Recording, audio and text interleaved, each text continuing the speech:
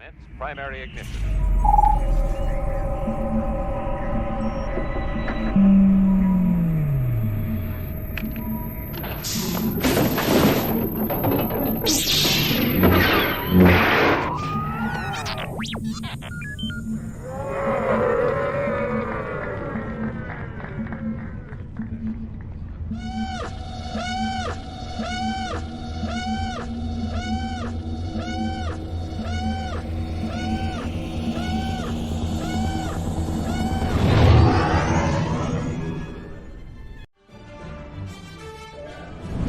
Hey, this is Katie O'Brien, and you're watching the Virtual Cantina Network.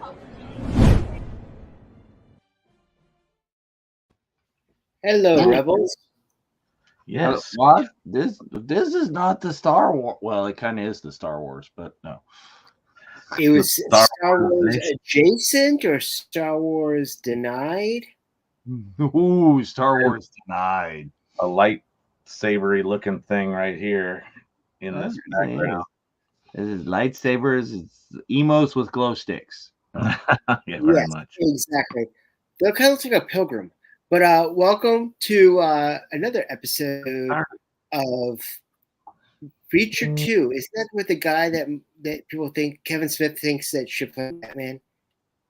Yeah. Kevin Smith is putting him forward as Batman? Yeah. Yep. He wants he thinks he's basically Batman without the suit and the gadgets already. Well, I mean, he's big. He's a big dude, and he does a lot of crazy stuff in Reacher. I don't know that he's got the flippy, swingy. Don't know, but he could be brooding.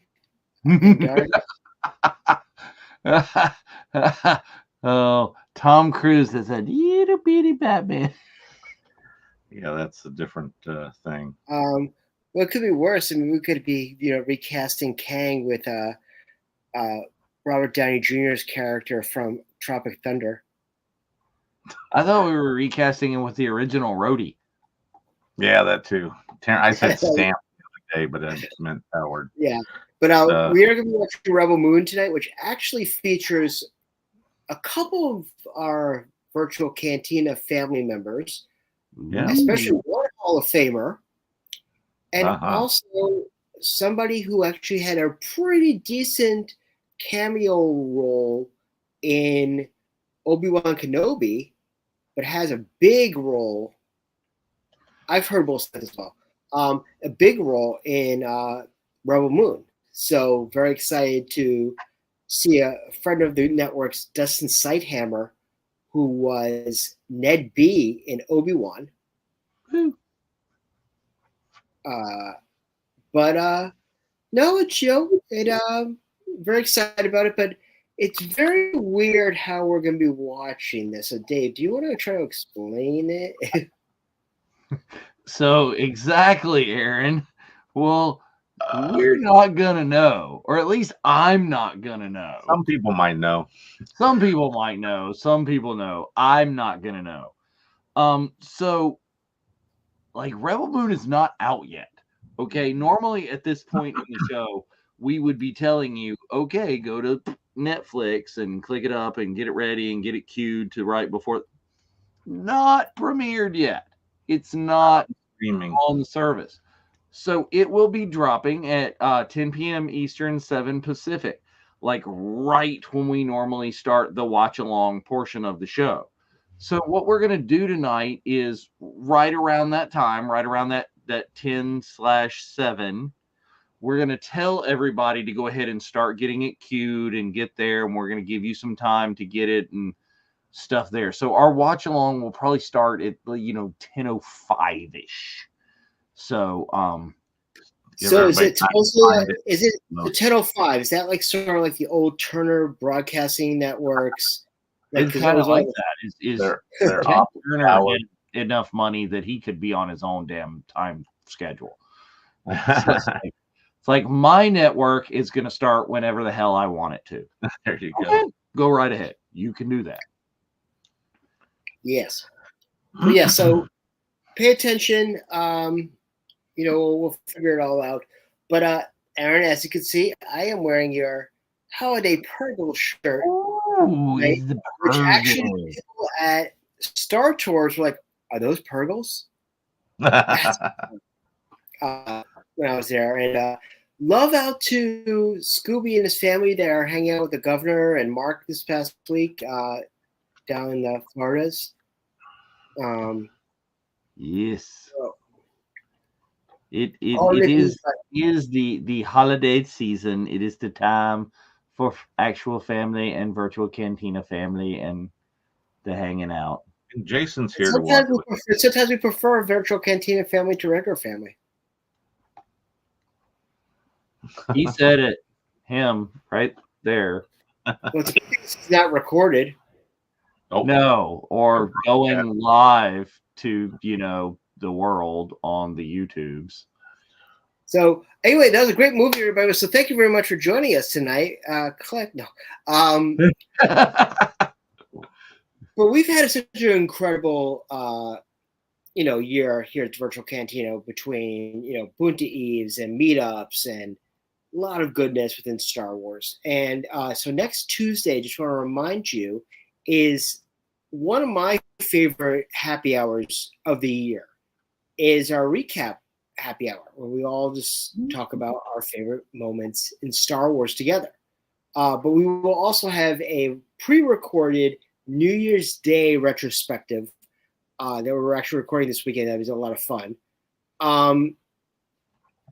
We'll get to that in a minute, Aaron. But if you're able to join us on Tuesday night, it's gonna be a fun time around 7 p.m. for Pacific.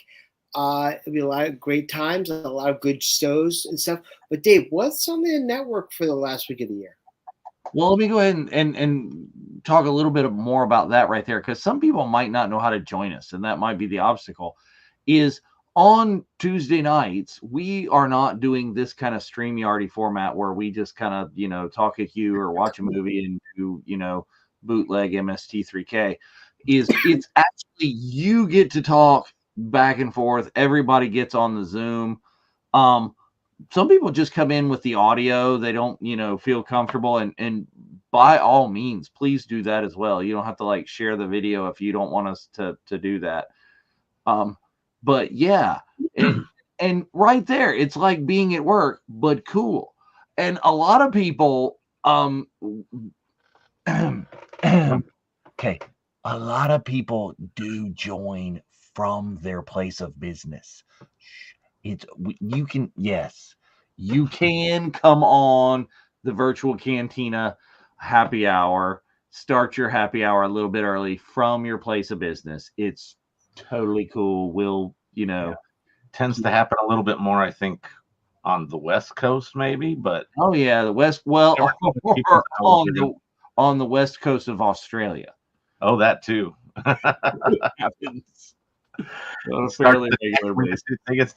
He gets to be the day. Is he the day after us? The day after, the day before. I don't know. It's time traveling in some points. Yeah, there is some sort of. But yeah, anyway, we post a link on the main page on our Star Wars Celebration Japan 2025 page. Look for the Zoom link and just come on in and join us with that. But yeah, on the channel for the last week here, we got going.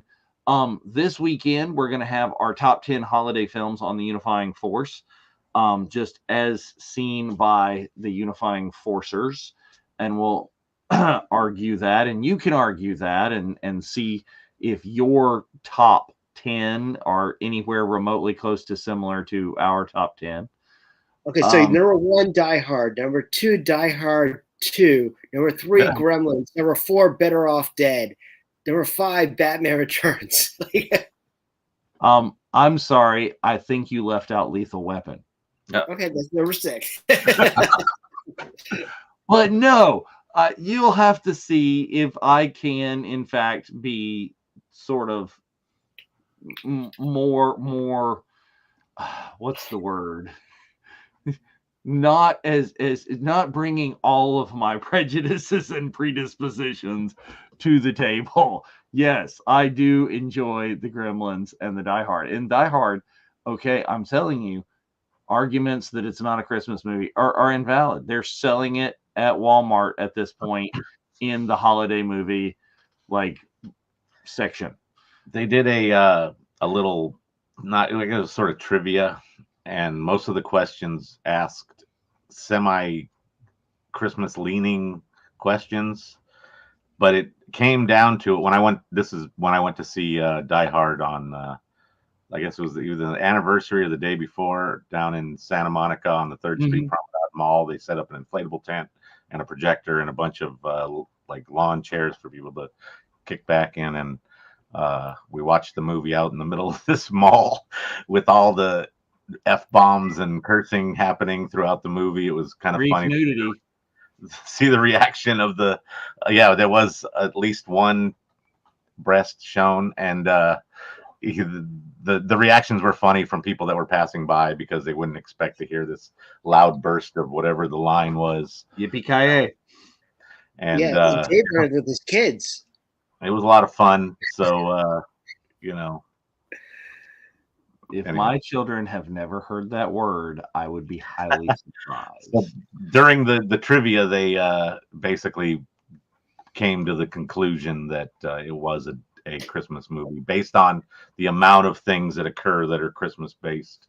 Okay, I'm just going to lawyer it the way that they lawyer Santa Claus in Miracle on 34th Street, which is Walmart, which is one of the largest corporate organizations in the United States, if not the planet itself, has it in its full power fully deemed this to be a holiday movie. And who are we to argue with that legal precedent? Oh, there you go. Why do I think that Dave is pulling the Chewbacca defense right now? Just saying, what? The Wookiee has no pants, but no. But no, so but yeah, as we got that, we're talking. I got down there. I went down the rabbit hole. On the network, we have the Unifying Force holiday movies. We have a pre-record for Rebels Revisited, and they're going to talk about all sorts of. What are they talking about, Jeff? They're talking about holiday related. I think it's the end of year wrap up. End of year wrap up. I am not always remembering what we're supposed to be doing next, but it'll be a good show. They always have compelling content and know how to deliver it. So and I know the Jedi Archives guys for the following Sunday already have their comic review scheduled and ready, and they're on top of it, as is Priya. So many good things coming, and please, oh please, look out for our all pre-recorded, but all hosts from all different sorts of shows everywhere on the network. We will be getting together and doing our year-end review and spoilers announcing new shows on that program, announcing new shows that are coming to you in the new year on that program. And also surprises. Well, some surprises on that show, which is always good. And speaking of surprises, we had 4 names announced for our meetup at Scum and Villainy Cantina in Hollywood next July. Jeff, a little bit about that. Well, 4 of our best guests decided to do a little video and announce that they were going to be here at our Scum and Villainy event, Bunta Eve Scum and Villainy. Chris Bartlett, Don Denninger, Leilani Shu, and Misty Rosas did a nice little video and announced they're going to be joining us that day, July 29th. And it should be a lot of fun. So more announcements in the new year. But Aaron did talk about it earlier. What we decided to do right now is we actually pause sales on the second bus just to make sure that we're able to fill the second bus. And then so we have a waiting list going right now. The magic school bus. Yes. And the wheels go round and around. But yes, we we're confident that we're going to be able to do it. We're just going to, slow things down just a little bit, just to confirm that we're able to do everything we want to do. But nothing to worry about. Trip's still going. Bus 1 is completely sold out. We're very excited about everything that's going on. Our plans for the trip and plans for our second Bunta Eve in Fullerton is getting very cool. It's the return. Yes. And also, right before our trip, San Diego Comic-Con, we're going to have a big meetup there. A lot of us are going to be in San Diego that weekend. It'll be a lot of fun. We got a great meetup plan for that. So it'll be great. But let's just talk about the fact that one of the first big con of the year is MegaCon Orlando. And that lineup is redonkulous already. Oh, absolutely, completely. Any time that you can, we can't see it on the thing. Anytime that you can visit Ewan McGregor, anytime, it's a great time. And not just Ewan. Right there. You got D. Bradley Baker. You got the new Ezra and Diana Liansanto. You got Tom Hiddleston. They announced Loki today. Oh my gracious. And everyone's favorite, Paul Bettany. Oh yes. And then also Thelma and Louise are going to be there. Just don't get in the car with them. No. Yes. And then also the cast of Princess Bride. They're going to have Robin Wright, Carrie Ewells, and Chris Sarandon.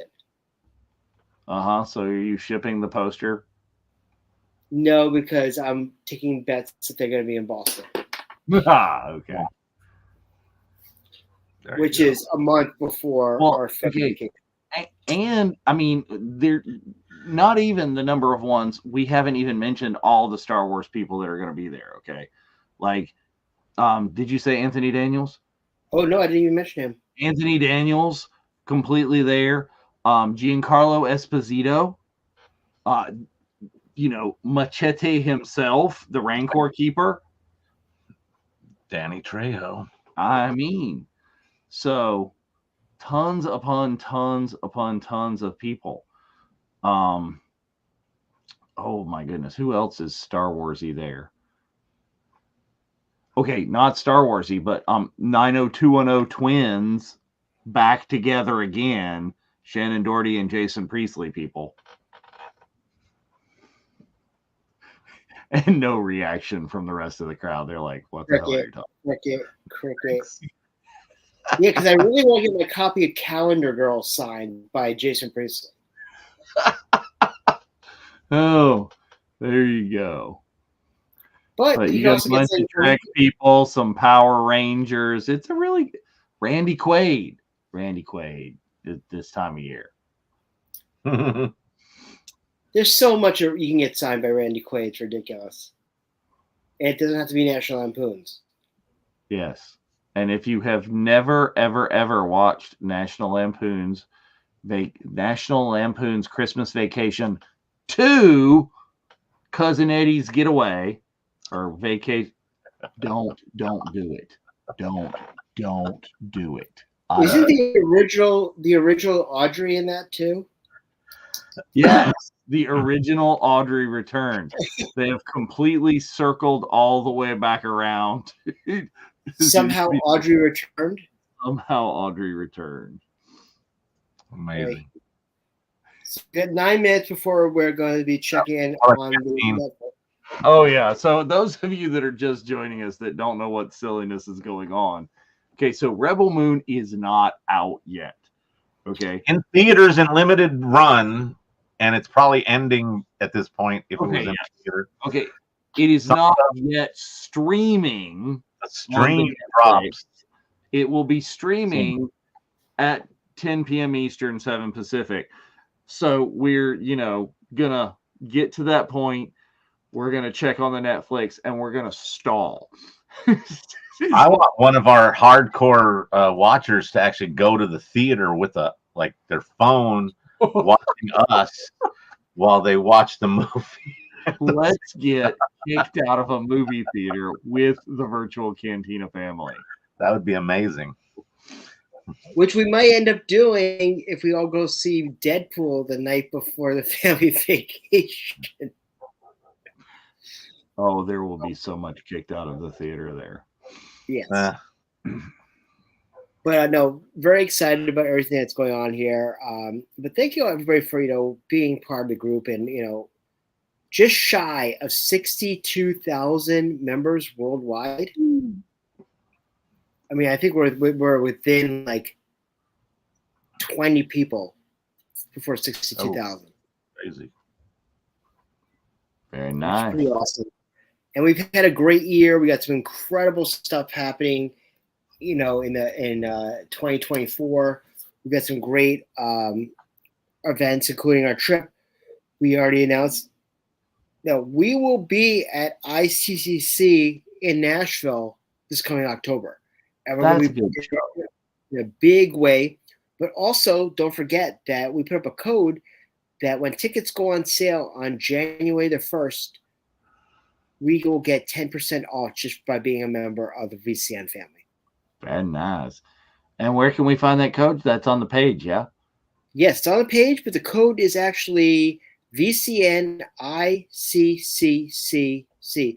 Aaron, I don't know if Mitch will let you go, so we'll talk about it. Uh-oh. Have other people that are banned.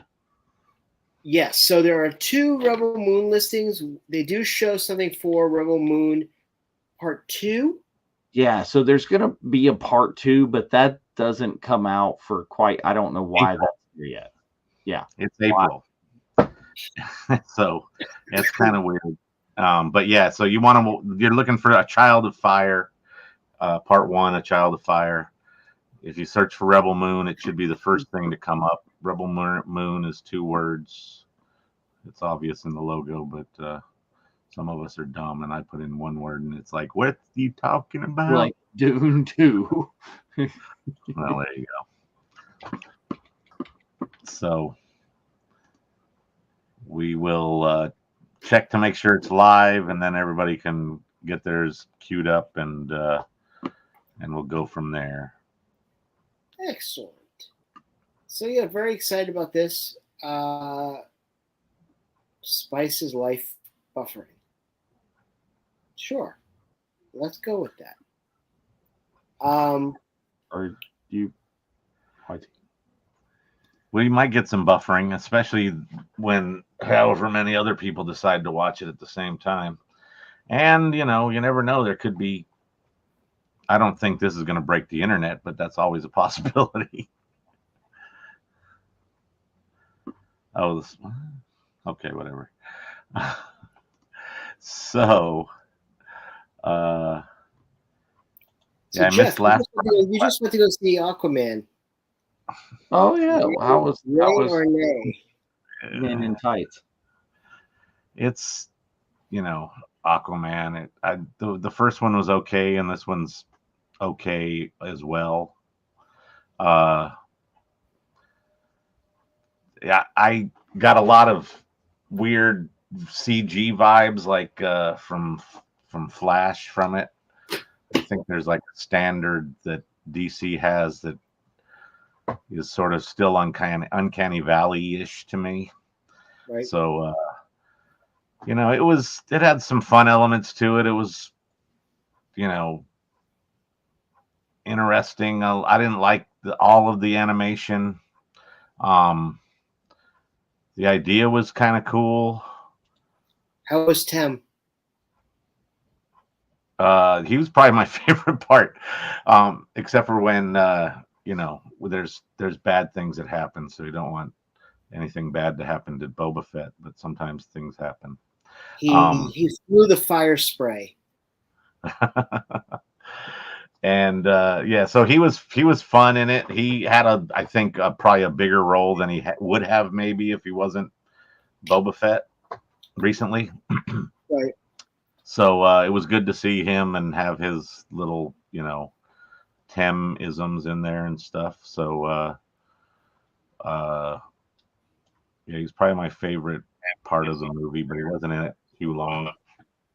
Somebody's getting that. Yeah, that was me. Sorry. So, would you say that he was in? Was he in Aquaman longer than he was in the Book of Boba Fett? Not quite. Okay. He was in Book of Boba Fett a little bit more. But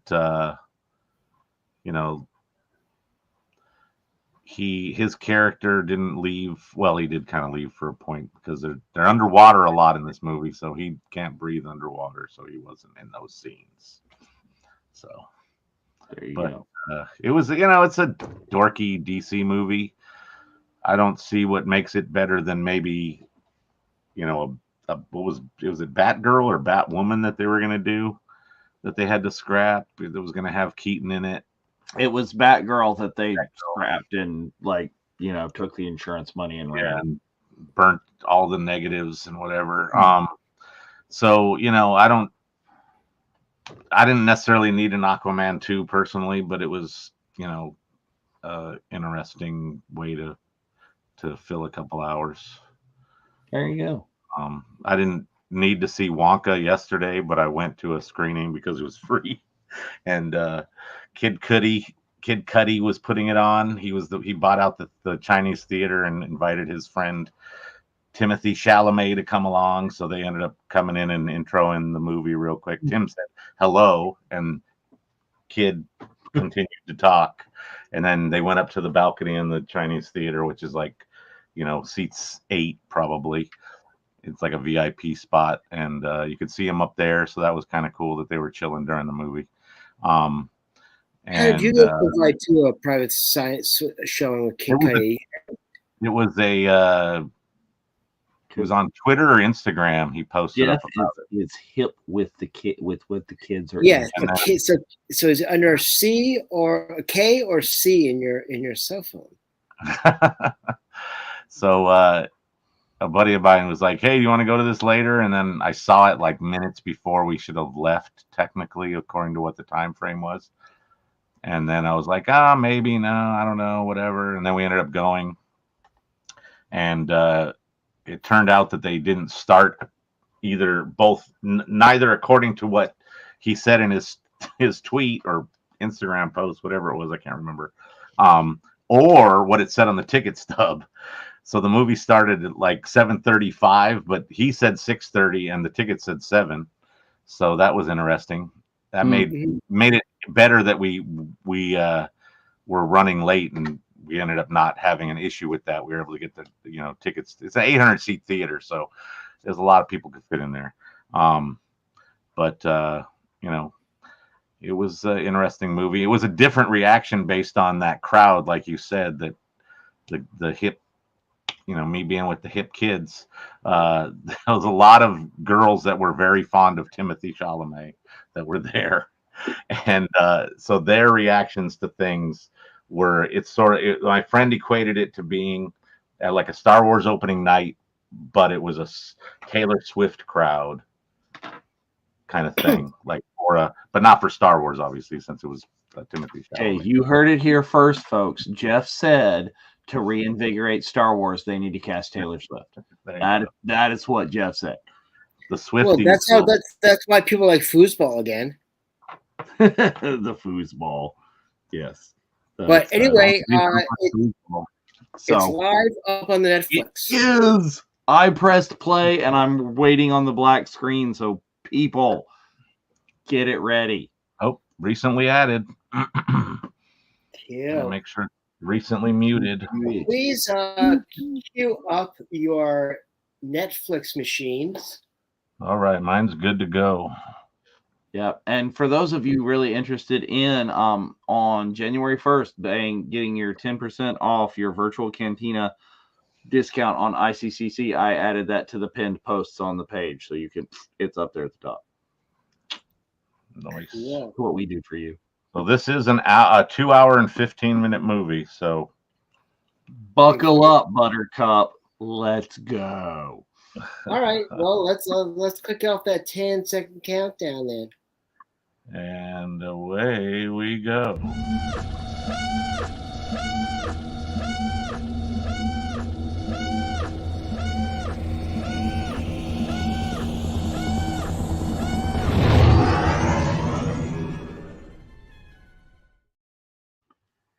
yes, Sherry is. I think Cats was beyond saving entirely.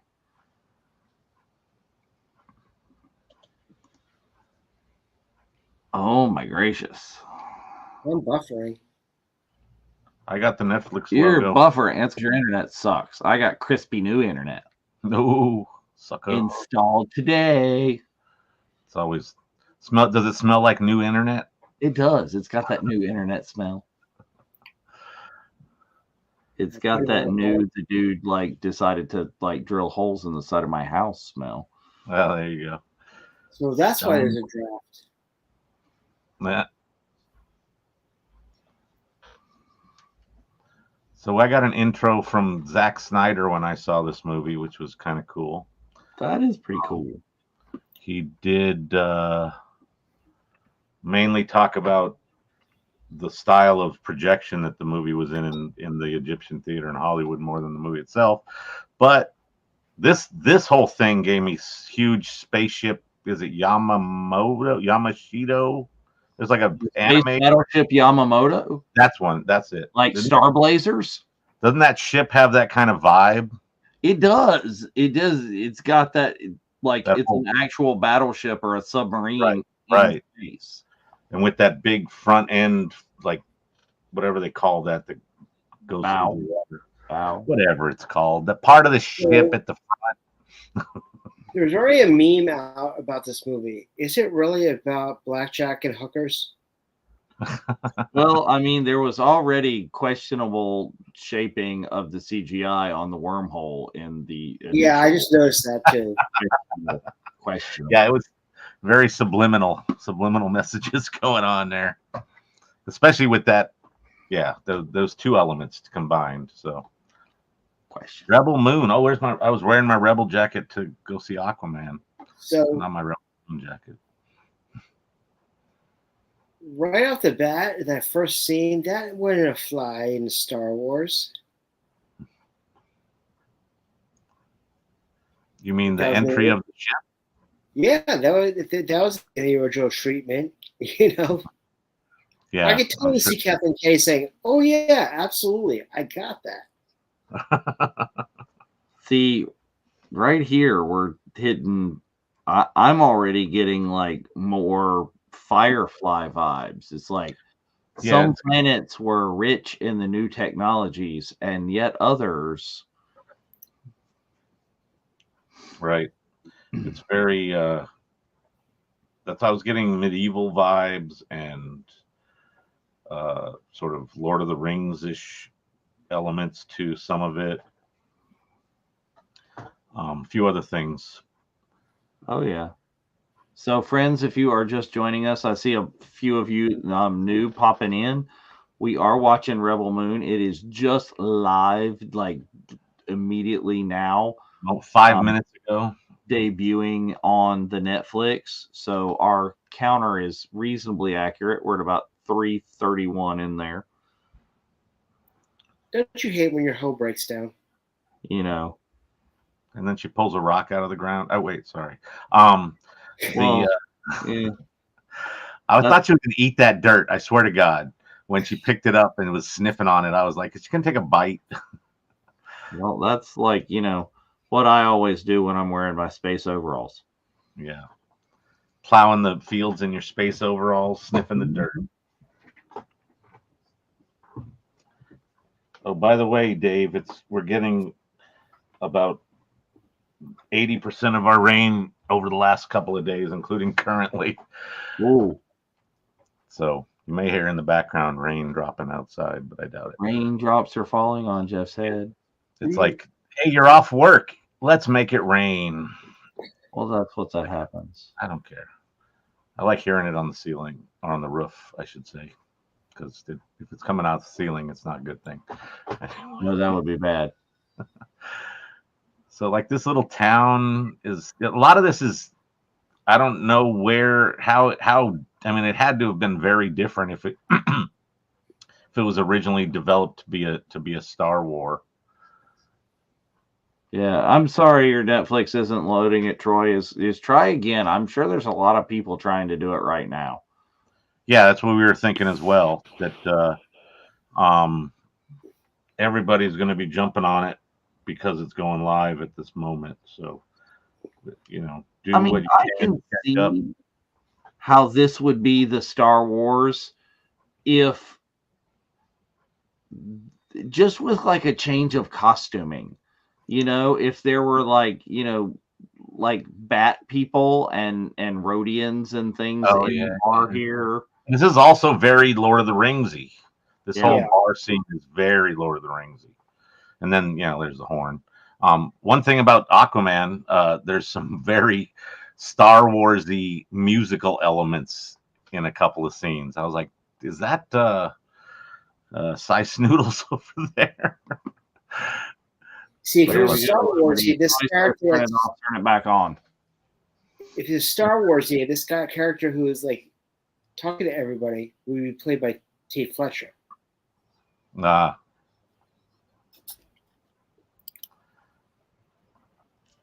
other guy he's got a very kind of Wolverine-y, Hugh Jackman-y kind of look.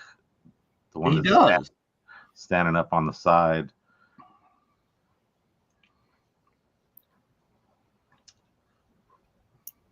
Anyways, and they're talking about. I have to step away for a moment, so I'm gonna go black for a second, but I'll be back in a few minutes. Look it up. All right, we're here. Whoa, oh, man, I knew he was going to do that. You're not supposed to turn it off. You're supposed to meet pop. There we go. You have an iris or something that you can cover, because otherwise it goes wackadoodle. Yeah, put your Post-it note up on there. We need to figure out a way to have that not happen. Or we just need to buy Spencer a roll of electrical tape. One of the two. Well, I can do it like this. Wham. Hello. Yeah, I have an iris on my camera too. Is we can all just look like, oh, we need to just get Spencer a real camera. That could be the other thing. Maybe that's what he should have got for his Maybe that. Yes, we should send Spencer a real camera for Hanukkah. A Spencer pop camera.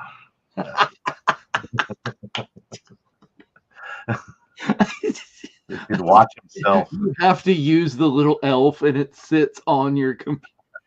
Holding it. You gotta like flip his sunglasses down or something to block it out. That'd be funny. Oh, I'm already okay. This movie is like weirdly lit already. It's one of those things where it's just like we want to make it gritty. Okay, just like make it all dark so you can't see what's going on. Very much so. There's a lot of that through this whole thing. And I thought some of the dialogue was a little weird. I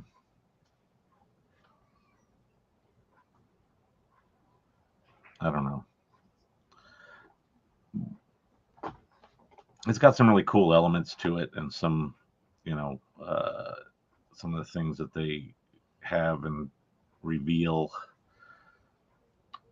are interesting, but it's still got.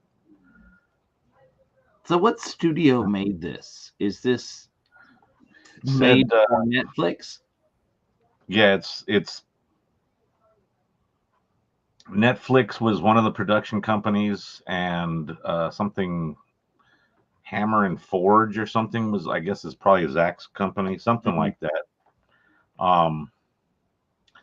Because the oh yeah, look at that, the thing coming now. That is totally Space Battleship Yamato.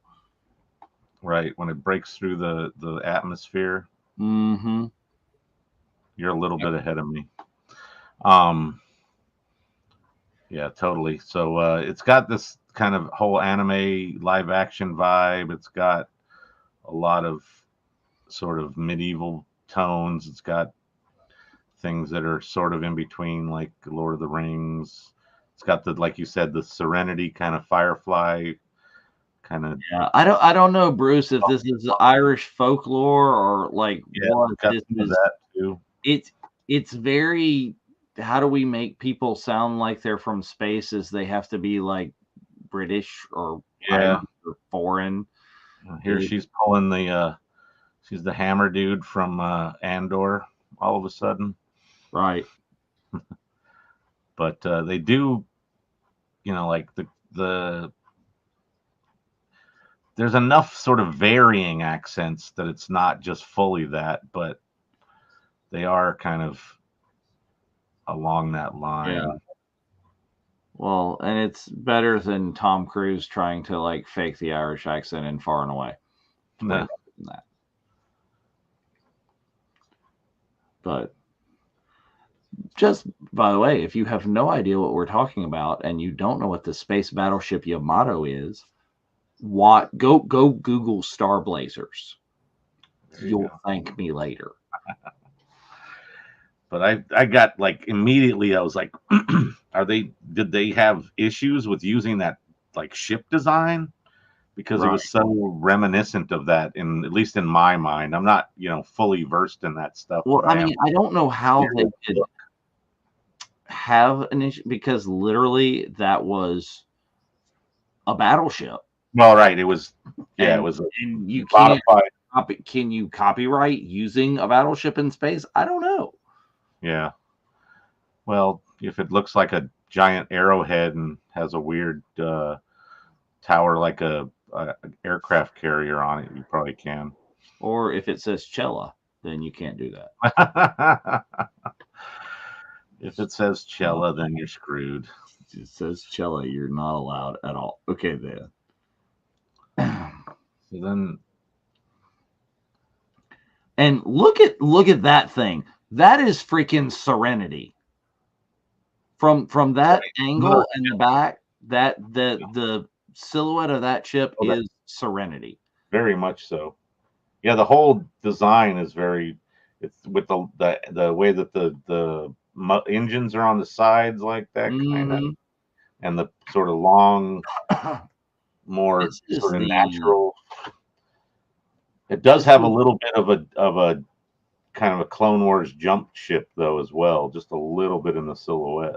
Well, yeah, and when you got the legs coming out like that, right? Yeah, Sherry, the shadow was completely Firefly. Yes, exactly. I mean, so far this is like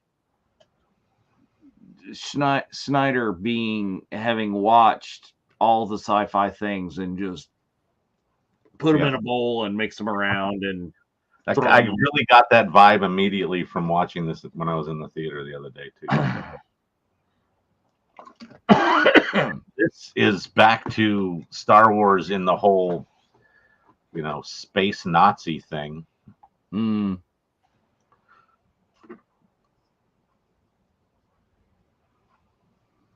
then they're almost like other sort of not space versions of Nazis, but I think they're like space communists. It looks like Russian uniforms. Yeah, that too. Then they have those freaky priesty looking skeleton dudes with them. Got a lot of weird stuff going on in here.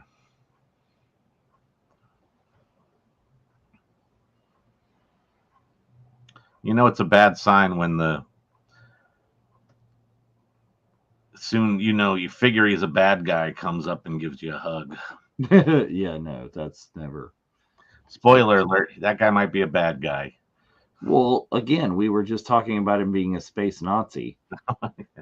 And these dudes are wearing recycled Starship Troopers armor with like stuff stamped on it. Yeah, it's got like filigree on it. It's very kind of weird. And then a lot of uneasiness with the townspeople. Occupation of their space.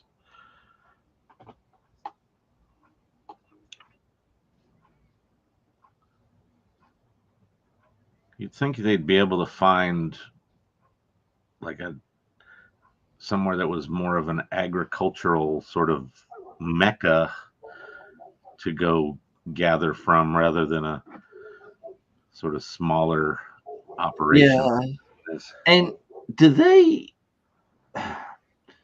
Okay, potential spoilers that I'm asking for later. Do they associate this with Earth in any way later? I don't know. I don't think so. Because I mean, they literally just picked up a crescent wrench with one of the jaws broke off. Right. And I mean, and they're not hiding that. It's just, oh, here's a space.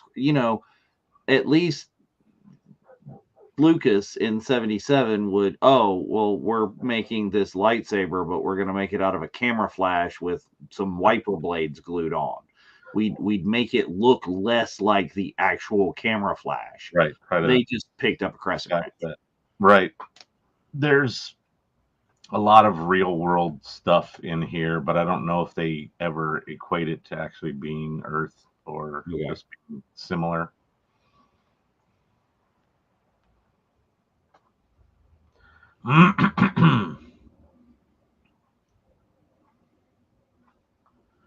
That guy, he gives me like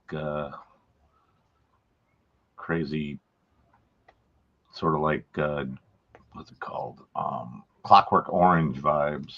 Yeah, I mean, it's given a lot of vibes to a lot of things, and it's a trope and a thing. It's like, you're right. It's why didn't they find like some people that grew a lot of food? They're like this little outcropping place in.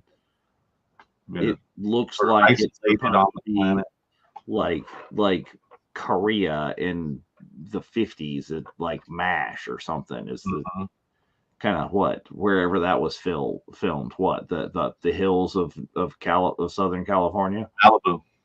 Yeah. Malibu, one of the parks in Malibu that's like in the Santa Monica Mountains. And then some of, Boba Fett was filmed in the Simi Valley in another park in a different stretch of local mountains. This could very well be somewhere, but it could also be any other number of places based on what kind of filming deal they got or whatever.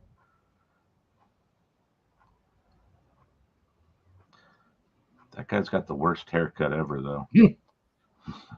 His whole haircut gave me immediate Dumb and Dumber vibes. Okay, the father guy though, I can't not see Sully. I think it's Sully. Yeah, he's very Sully. He's got a bit of Sully going on for sure. A little bushier, but everybody in the chat, if Sully is not in the chat, if you know Sully, you need to message him right now. It's like, we're watching you live on the Netflix. One thing I did like was the one tattoo they give this sort of communist guy there on his cheek, sort of like a teardrop, but it's more like, it looks almost like a data path, like a USB, like that little logo for USB that you see on the side of the device. Like what the serial number tattoos that they had in Universal Soldier or something like that. It's more of like a little semi design, but it's not like something you would have seen. It's the Freeze brand on a wild Mustang. Property of the Bureau of Land Management. There you go.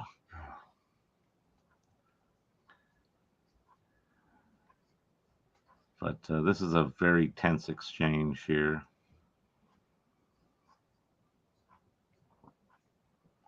Oh, you didn't say partnership, man. They're like, this ain't no partnership. We're just coming here to take shit.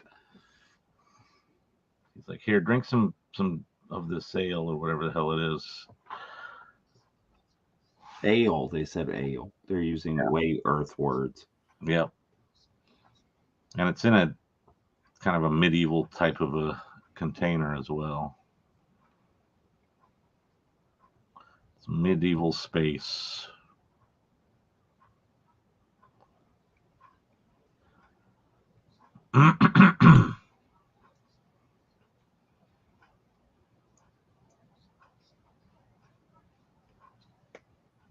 Uh-oh. That isn't good. Yeah, He's just going to shoot somebody. He's not going to play.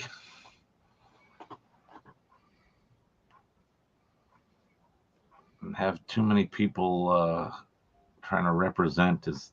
It is at this point that we need to illustrate the fact that we are the bad guys. Yeah.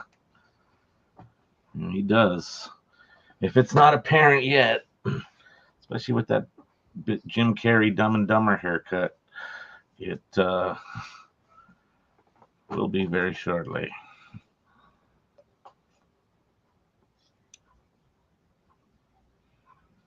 But yeah, a lot of tension in this shot. I like the quick cuts back and forth from this person to that person. Mm-hmm.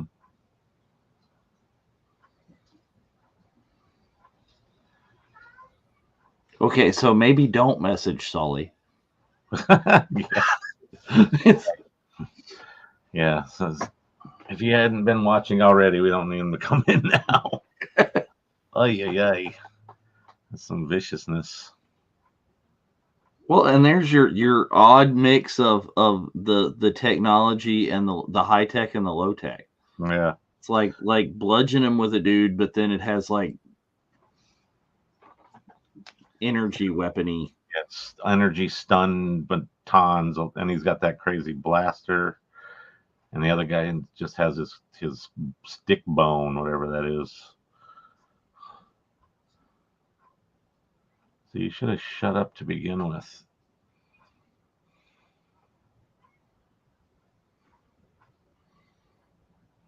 Yep. See, there you go. We do not give a crap that that this is all of your stuff. We do not care. Mm-hmm. They need it. You got it. You don't have it anymore.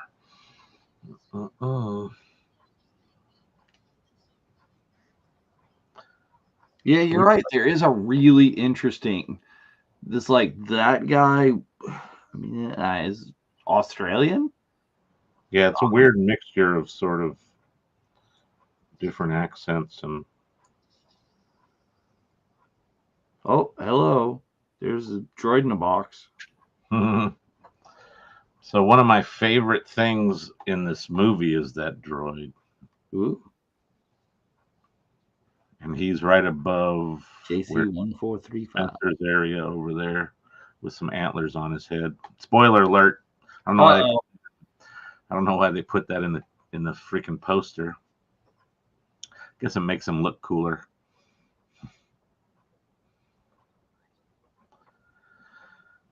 And he's British. He sounds almost like Anthony Hopkins. It is Anthony Hopkins. Oh, there you go. Anthony Hopkins. So that was again part of why I really like this droid is the voicing work is amazing because it's Sir Anthony Hopkins. The design, and then if Spencer would have been here, he would have said that was somebody who was actually scheduled to be on one of our shows. Woo. But things happen, and I forget his name, but the actor that played Ned B in Obi-Wan. Oh, excellent. I can't think of his name offhand. When Spencer comes back, he can update us. But so I believe he did the physical motion work. Is Ned B is it Dustin? Yeah, Dustin. I forget his last name. Dustin Sidehammer, I think. Sounds about right. So I believe he played that character. So these guys definitely have like Starship Trooper vibes, especially with him and them both in their kind of like crew cut thing going. Right. And then those weird horse things. They didn't change them a lot from horses. I thought. No, I mean that looks like a Clydesdale. Yeah, they're giant. I mean, compared to the humans, they are quite larger. So they're definitely Clydesdale-esque in stature, if not bigger. But this is some Oh, let's just shoot stuff. Yeah, so that he's got to like show how cool he is. Oh. Scare the horses. Well, you want Judgment Day? This is how you get Judgment Day.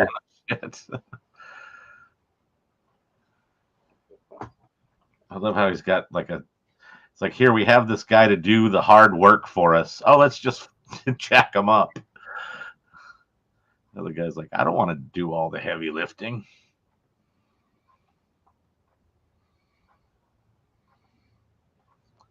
But And I mean, look at the chest. That is like this close to the Imperial cog. Yeah, there's a lot of, maybe they were. Yeah, that's very much. It's more like a sort of a star or something, but easily could be the imp logo.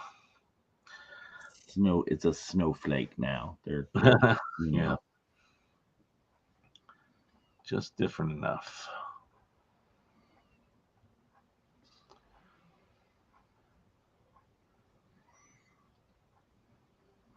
So I love how they had to have all of this stuff, and now let's just throw this shit around.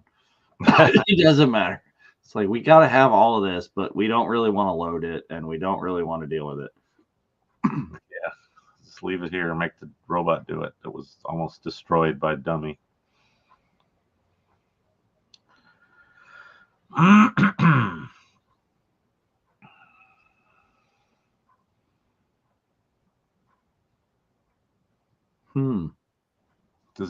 This gave me like Frankenstein vibes with like the little kid befriends the monster, little girl kind of thing. Yeah, next to the river, kind of the location I think was as much of it as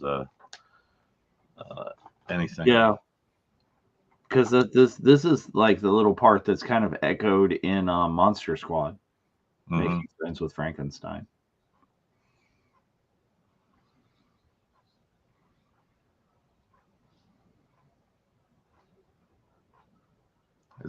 Yeah, like the little girl picking the flower for the big monster.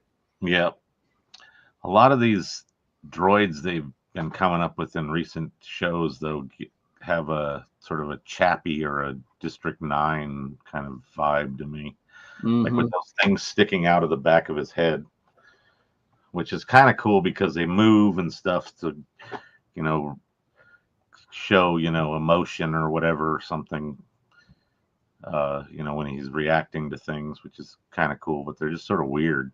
It looks sort of like little ponytails or something, but right, he's got like feathers or something out of the back.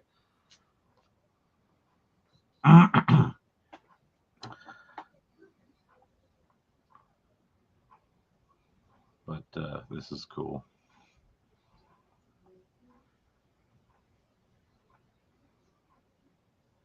It's a good golden hour shot, that's for sure. Well, it is. That's what I'm really noticing about this is there's a lot of care taken into the look and the feel, and way less into the are we actually telling a story that some people give a crap about? Yeah. Some locations are amazing. Beautifully shot. But it's just kind of using every stereotype you could humanly possibly imagine. That's kind of cool with the with him reacting to her. Right. He has lights that give him blushes or something. Or it's just some kind of interesting reaction. Okay. Mark is you should know better, Von Olin, than to be Facebook user. Okay, that's one. And two, look, man. I don't want to. Yeah, okay. I see how it is. Oh well, your loss. Maybe that remains to be seen. Or who knows? But We just saw the droid get a cool little Little crown flower of flowers. wreath That was headdress. nice. And now we're watching second-rate Wolverine discuss what they're going to do. Yeah. He could easily be a stand-in for Hugh if he needed to. Well, and overalls there is kind of giving me X-23 vibes. Oh yeah, huh?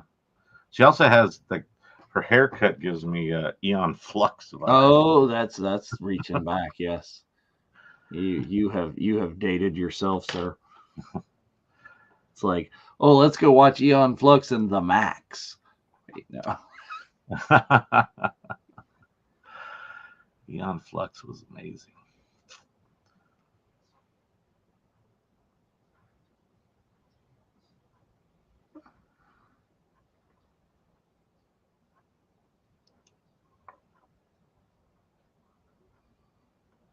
I don't blame her for no. What what is he talking about? He's bringing you in. Tell me she's not an orphan. Are they rocking the orphan trope? Dude, oh my.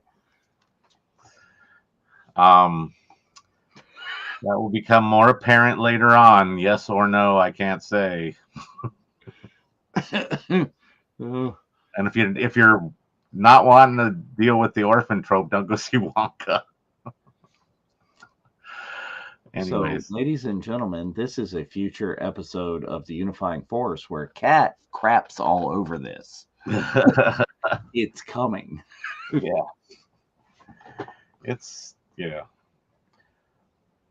Like a couple of my favorite things, the droid I mentioned, him and just in general, I really like Anthony Hopkins voicing a droid. Really cool. That I mean, it took me. He said like 4 words, and I was like, hey, yeah, huh? And there's a couple of crowds or village scenes or whatever, and seeing friends of the program running by is always very cool. That's neat. So I don't know if that scene's passed yet. I don't think so. But once I see said friend, but then look at this. Look at the level of cheese that outdoor shot with the mountain and the that was the other thing that my mind was going to that it's like that is very much as Mark Von Olen, who probably is not here anymore, describes it as being a very much a volume shot. Yeah, and a bad one at that. Yeah, where it's like the fake background and then some foreground elements and then the action, and you can really see the separation, almost like an older movie where they would have the projection screen behind. Yeah, it's like that's stuff. Okay, no offense to our friends that were parts of this, but that's like the bad matte paintings in like the Ewok movies. Right. Then this guy with his grandpa's pair of pants that go up to his chest is just some weird costuming. Well, that's Nazi. Yeah. That's your German undersuit. Yeah. But what's funny is that he's the one with it, and the other guys almost all of them have regular waisted pants. So, and then this whole thing with we're gonna defile the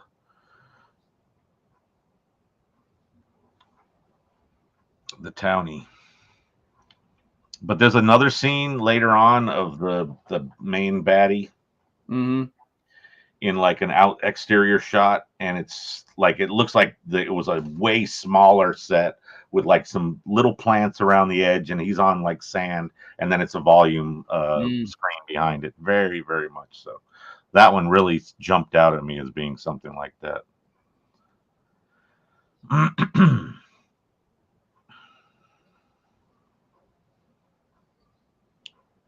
So she's not ready to let them get away with this. But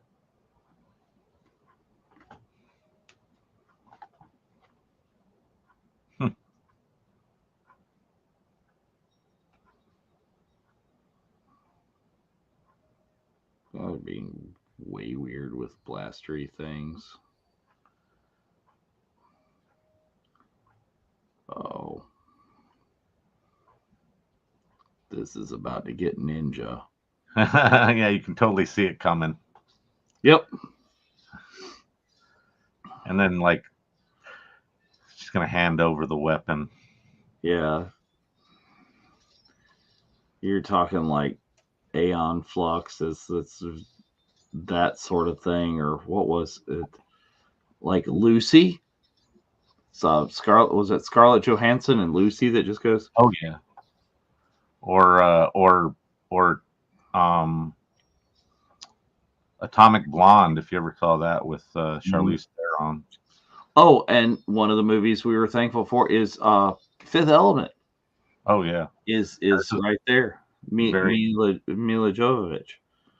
Yeah, her intro into the action fray, and then all the look at that, like they slow it down to show him getting damaged. It's like, was that really a stuntman? Booyah! A lot of close quarters stuff going on here.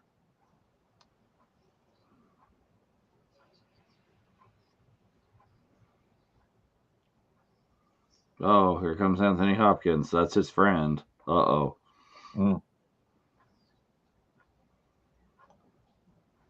It's interesting. Yeah. He is going to kill you. He is going to shoot you and move on about his life. See?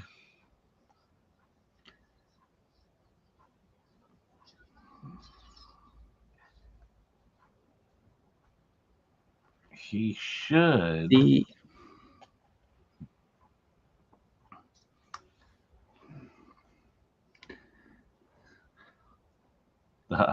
you go. See, the point is that Zach here, yes, you can take a mishmash of other properties and retell these stories,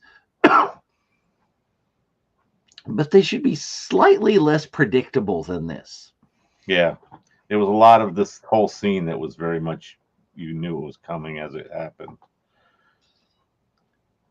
Well, and it's not. I love how the entire town just shows up now. Yes. Not individuals at any kind of smattering of whatever. It's like all of them at the same time right now. Boom. I get to see the real side of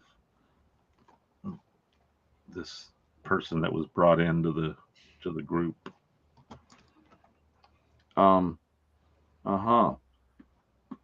It was in the spaceship that we found you. From the planet Krypton. There you go. Some more tropes that they borrowed from. And I'm sorry, that is a Nerf gun. I own that Nerf gun. There's yeah. There's lots of interesting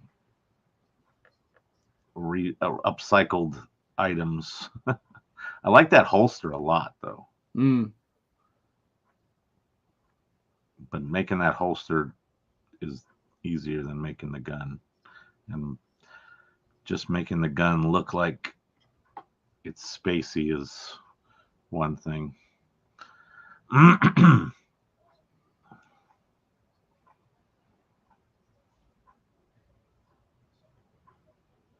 So now it's time to move on.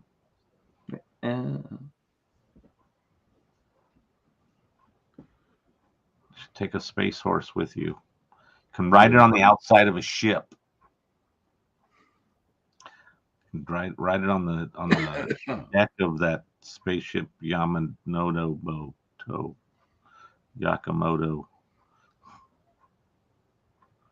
Yeah. So, like, these are very patient horses that let us strap all this crap on their face. How nice.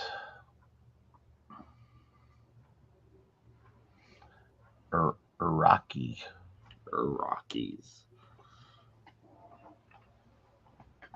And we ride off directly across the plains instead of on the clearly marked path that's right next to it where everyone goes. Just for drama's sake. It's because they're going the other way.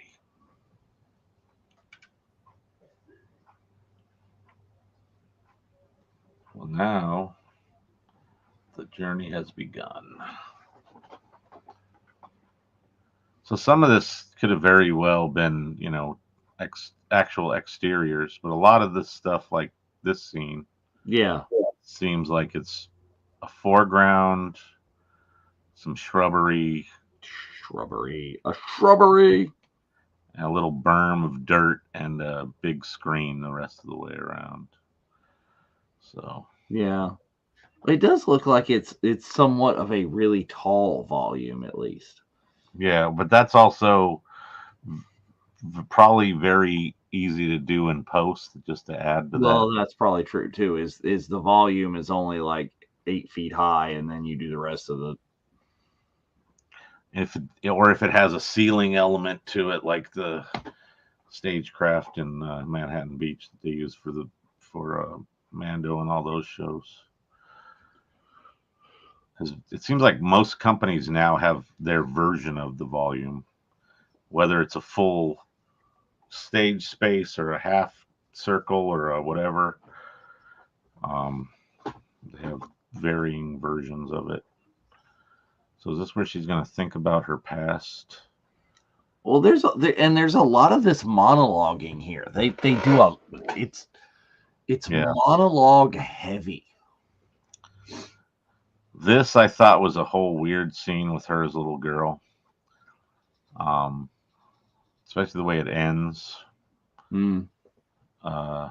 These tanks are very, like, I was like, what the hell is the droid army doing showing up with the freaking hover tank?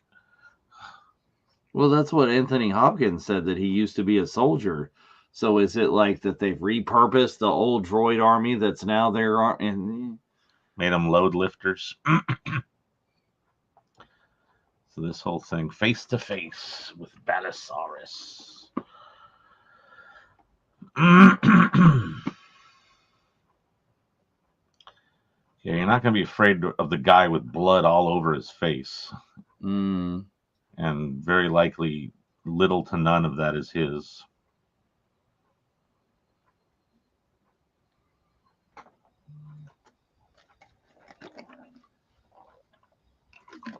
Then he does this move. This is pretty freaky. Oh.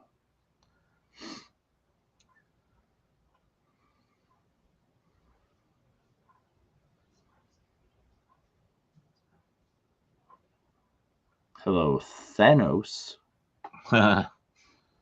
Whoops.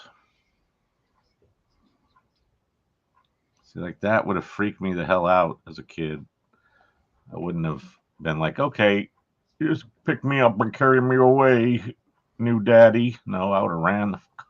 I mean, it's literally Gamora. Yeah, it is very, very Gamora-y. Except he's carrying her away instead of like holding her hand and walking away or whatever. Right.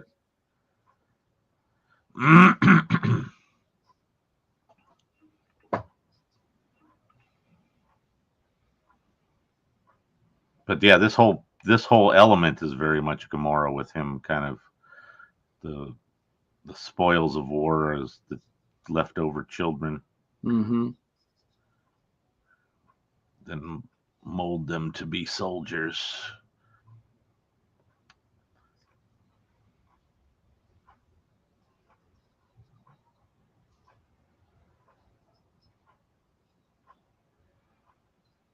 I wonder if they did practical models at all.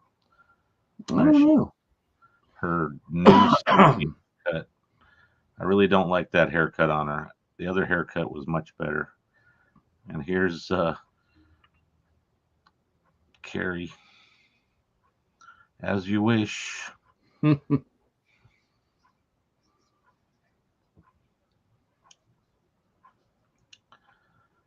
Mother world. Yeah, the fatherland, the mother world.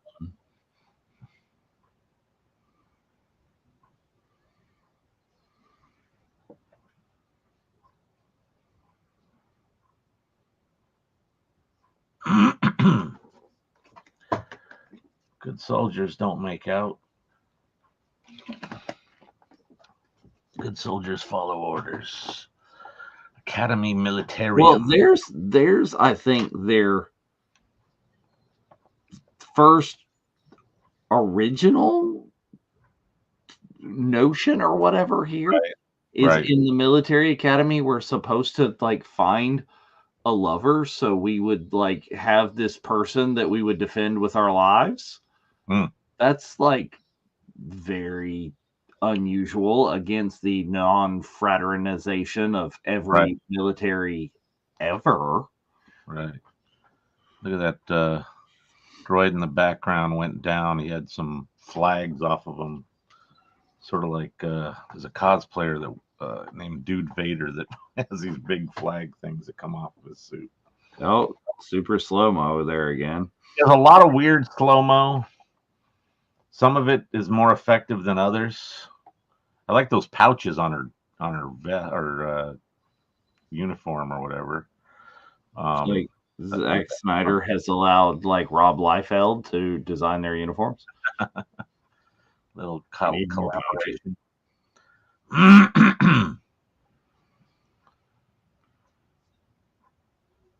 Should know where to stick it. There we go, right there.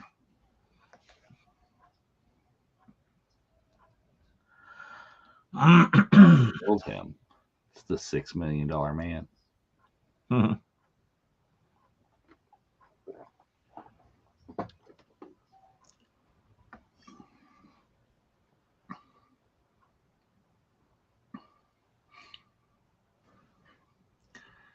He's sitting there going like, huh, we've had the like super soldier villain person like plowing our fields all this time. For 3 seasons or whatever it was that she... The port city of Providence. And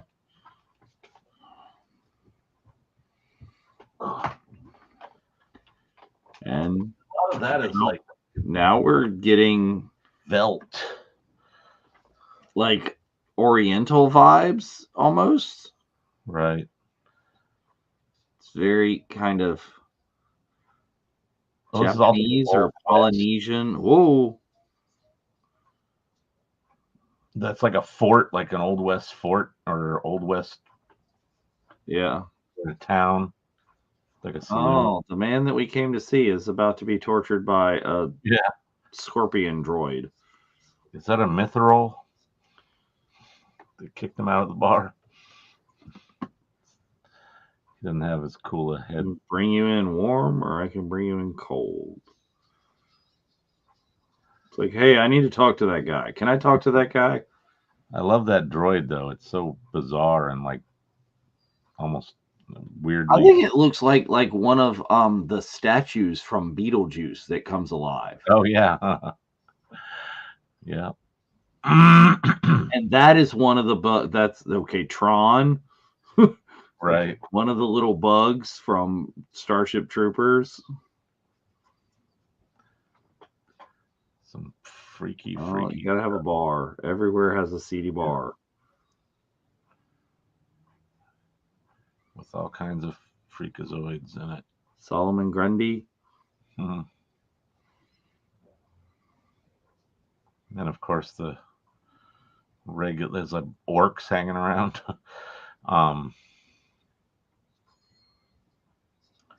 And then the Sons of Anarchy in the corner. No. All right. The bartender with all the candles on him that's interesting.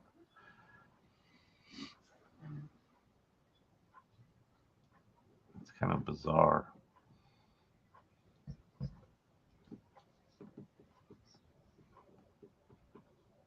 They just like take whatever he serves them. It's like, right. Hello, this guy. Oh, hello. He's for sale.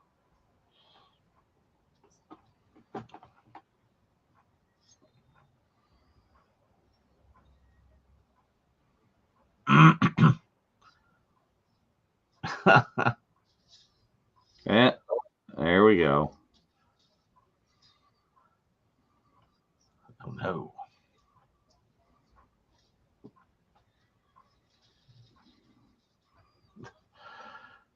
Jealous. Yep.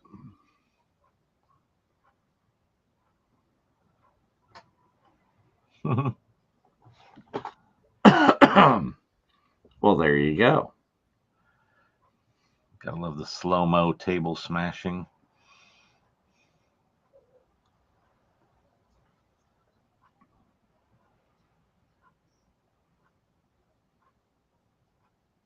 Such a weird door. And there's Jax.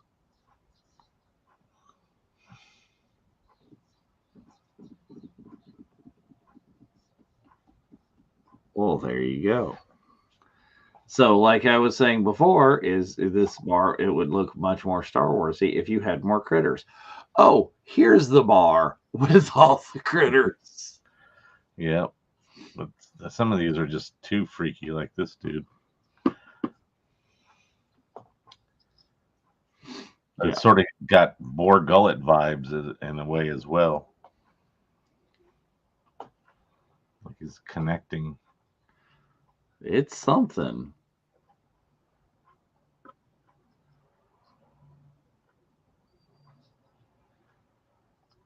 Or one of those weird little things that inhabited the rebels.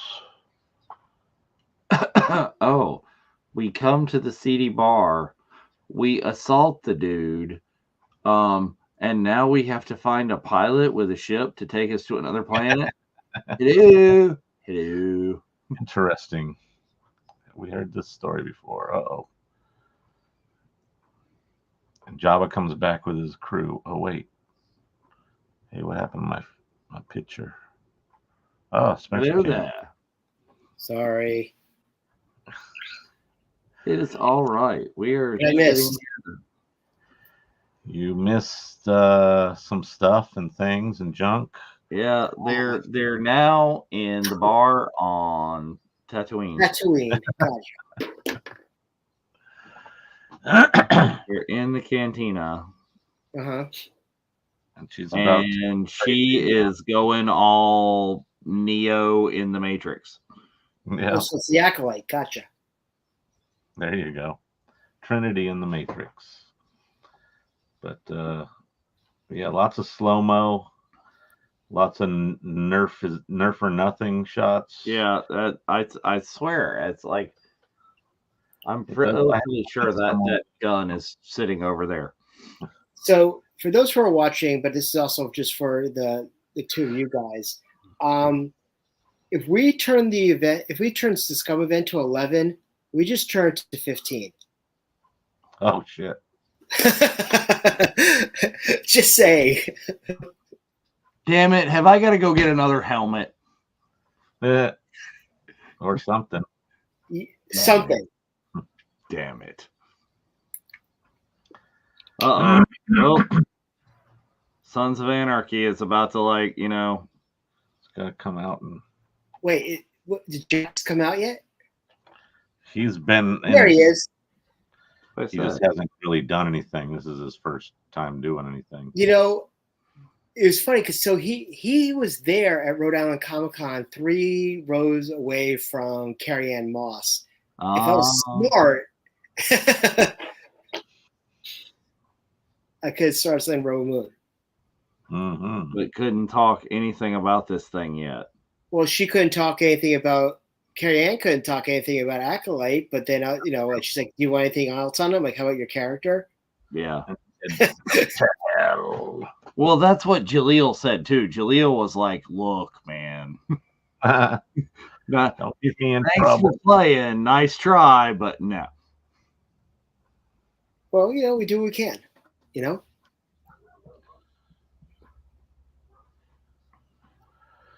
Yeah. See, when he has his goatee, he looks like Jax. Yeah, he's Jax. That's what I said when we first saw him in the. He was actually he was the first front runner for Christian Grey when they did the 50 Shades movies. Right. But he was so deep into SOA at the time, they wouldn't allow him to shave his goatee off. Right. Because otherwise they were pulling off a an upper lip Snyderverse issue.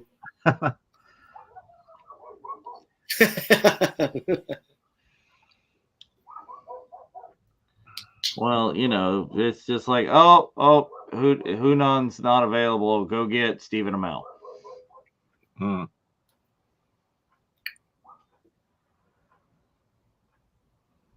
Some of these ships are. Why does it look like it's the USS Flag? A little bit of that. Well, we've already talked about there's a battleship in space. Why not an aircraft carrier? There you go. Yeah, but isn't that in S.H.I.E.L.D.? Well, yeah, helicarriers literally. Helicarrier. Yep. Did we see Leilani yet? I don't think so. Have we been to Daggett? Woo. I don't think so. What are the odds of surviving through an asteroid field? Never tell me the odds. See, there it is again. There's your big. Is that the Purgle graveyard? It could be. No, those are asteroids. Oh, there's Boba Fett. Oh, no. Here's the new version of Death Sticks.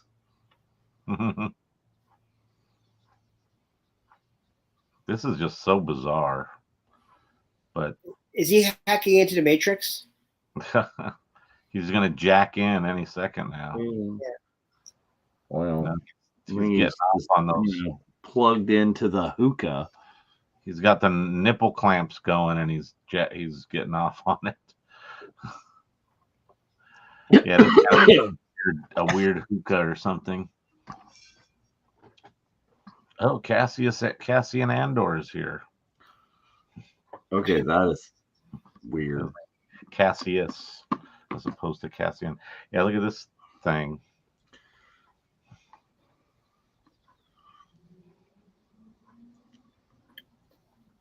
It's more Borg Gullet action. Look, they're like connecting to his little ports.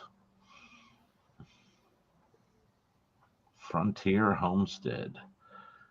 New Wadi.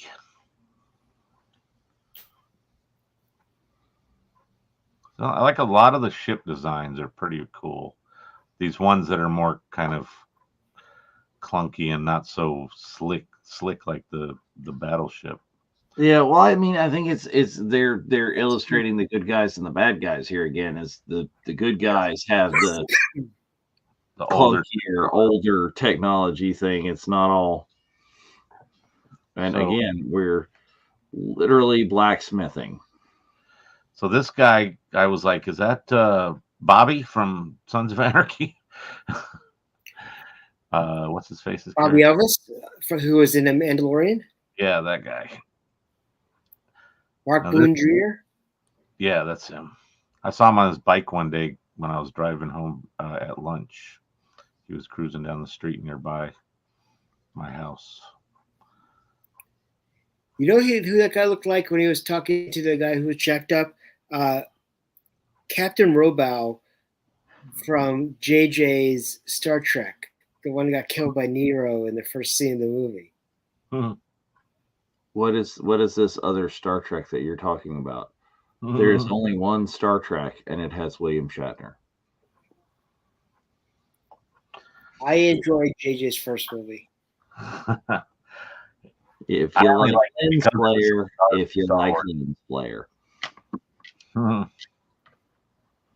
He doesn't look. He looks more like David Crosby than Mark Boone Jr. He only looked from when they showed him from a distance and they walked up at first. I was like, oh. And I feel like he's gonna start singing "Teach Your Children" or something like. There you go. Oh, look, it's toothless. Yeah, it's like a griffin or something.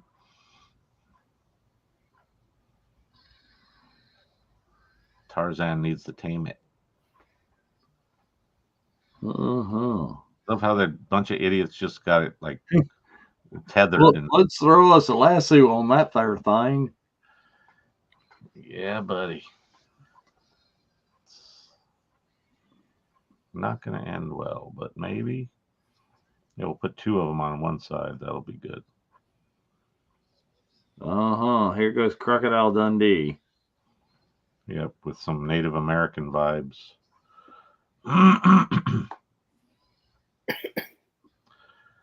She'll tear you apart.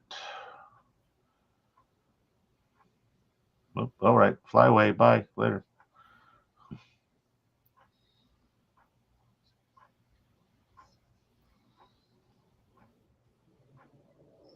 You're just confusing it.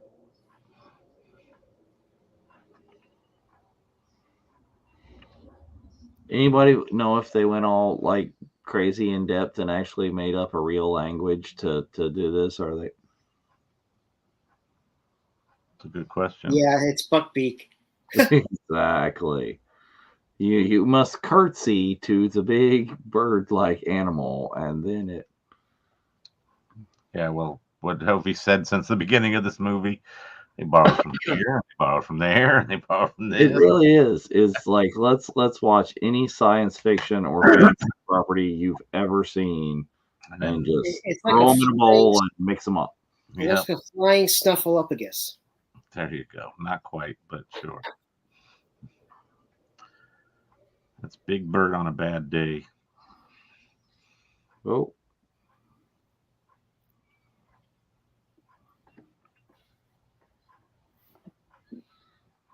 Yeah. Take that off of there.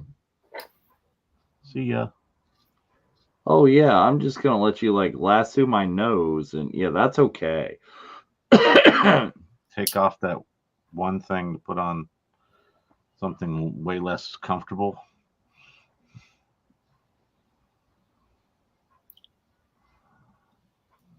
You shouldn't just be able to flip them off. Well, here we go. Phew. Is he going to be on the Black Lake and going like this? Oh, bad CG. Oh, that's overly noticeable. Which shot? When he's riding him and they're twisting and it's. Oh, there you go. Yeah. So they're Conan the Barbarian flying buckbeak right now. In Beggar's Canyon.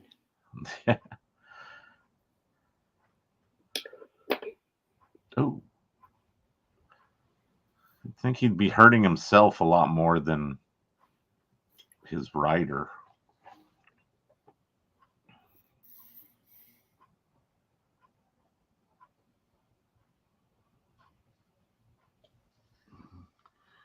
Well, that didn't go well.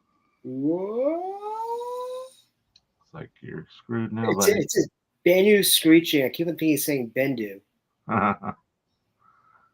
Doink.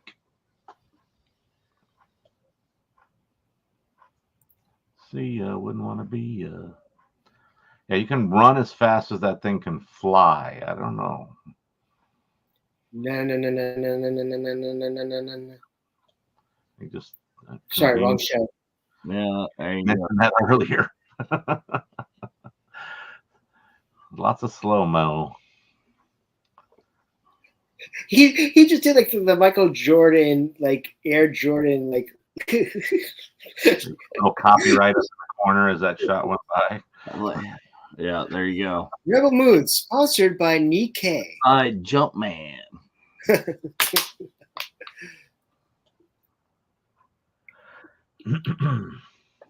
Now they're best friends. Now, see, she was supposed to do a backflip over that and ignite a big glow stick and cut it in half. Here we go.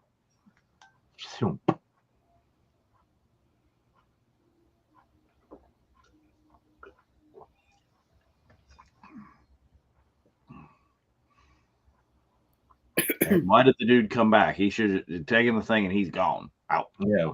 Peace out. We done. I ain't gonna let that dude go back on his deal. And it's all ready to land in that pen.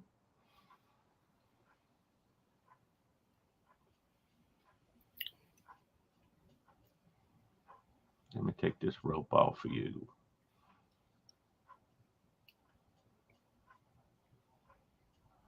Ha ha.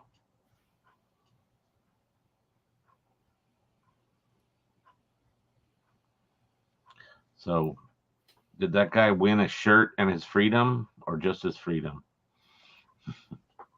Oh, they gave him. No, it's not quite a shirt.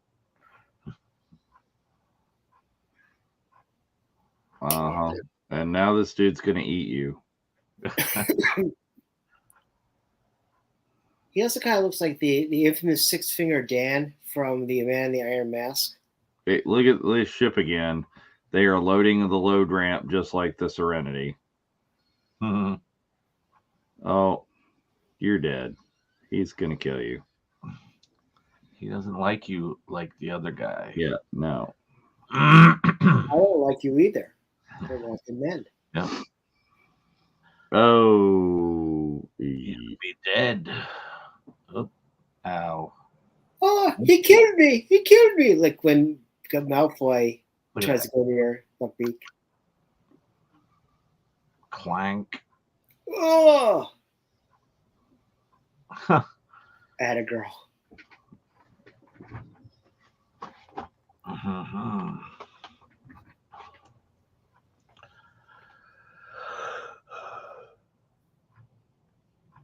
Are we at Mustafar now? Cobalt mining planet. Dagus. Oh, Dagus. Yes, this is I think this is one of the planets she said something about. When I said I saw her. But I could be wrong. Here is your, what is this? I don't know. Corellia? Yeah, I was just thinking it's Corellia. And that guy's a tall Ugnaught. Well, and now we're going all like underground as Blade Runner. And then we got a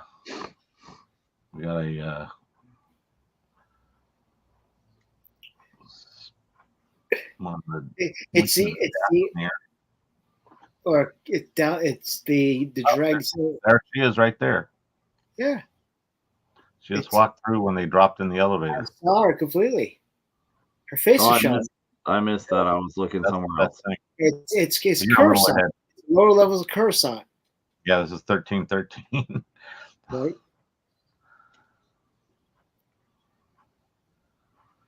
Or the sewers where they had it in Andor. Oh yeah, huh? But it's still all, it's like neon-y. You could use some neon. Look, here's the place that Mando went and cut that one dude in half in the slaughtering plant or whatever. I still think someone needs to superimpose Rocky and Paulie boxing against those big meat slabs. But... Mm-hmm. Giant spider.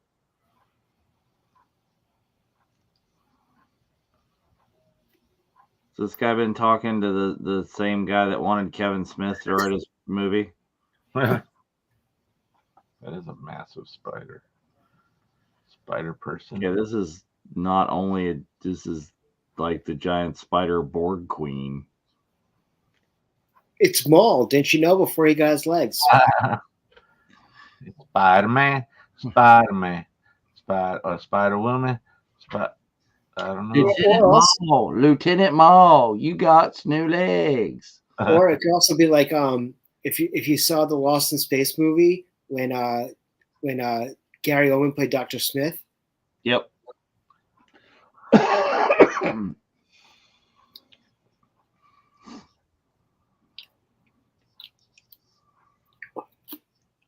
spider justice.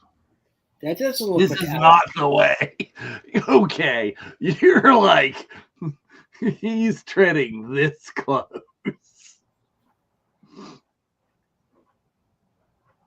Nemesis.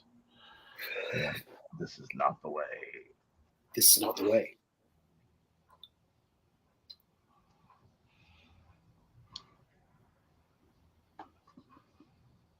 Mm-hmm. I'll be right back. Okay. Woo! Oh, ninja spider battle.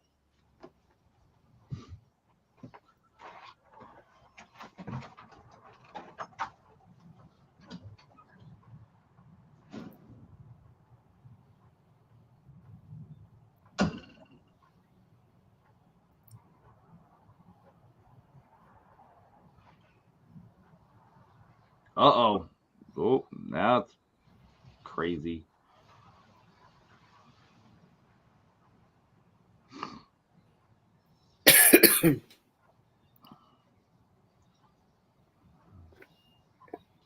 Oh, headbutt.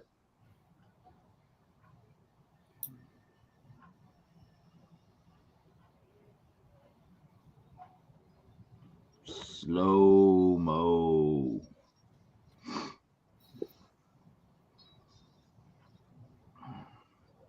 Oh, you just brought a sword to a spider fight. And she breaks out a big can of Raid. Yeah.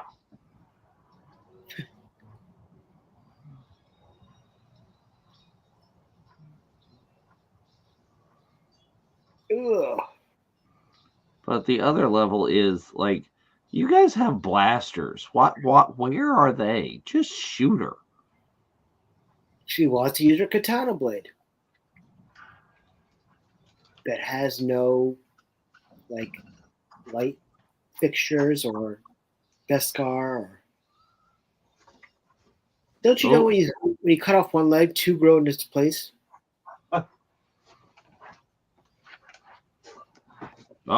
And now we decide to go lightsaber. It's like, where were these like 5 minutes ago when you were getting impaled?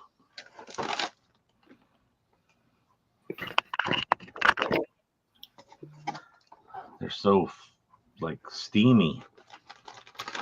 Nope, You pulling can attach them both at the hilt move and go full. Oh, and still, you guys could help. You're just kind of standing there watching. There's your except it was underneath, like jumping over the ship, slicing it. Well, yeah. Well, that was like Ahsoka versus what's her face? Merrick. I will eat your soul.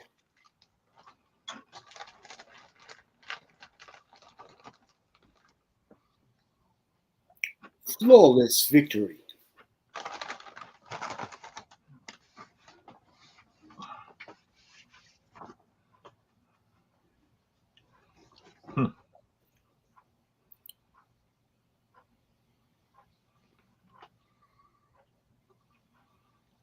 No honor. There's no honor in killing a giant spider that was about to kill a kid. I think there's kind of honor. Why is there not honor in that? It was just misunderstood, like most giant spiders. Okay.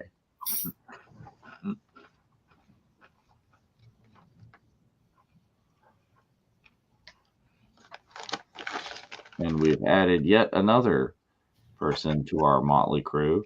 Yep. We're assembling the Avengers, boys and girls. Picking up people along the way. Or more appropriately, it's the Suicide Squad. Yep. Or it's the Guardians. They're not funny enough to be the Guardians.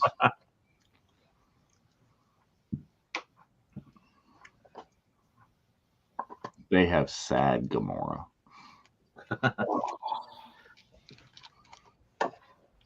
Bad haircut, Gamora. Yes. No Gamora. And now we're on the winter world. They're on Kolth. We've gone to Hoth, and look, they have pit bulls on Hoth.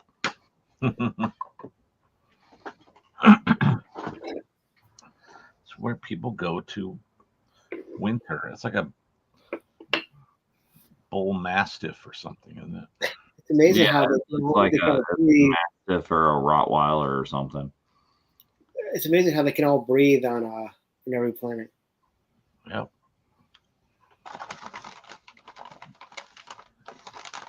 They wouldn't be there if it wasn't inhabited by the bull.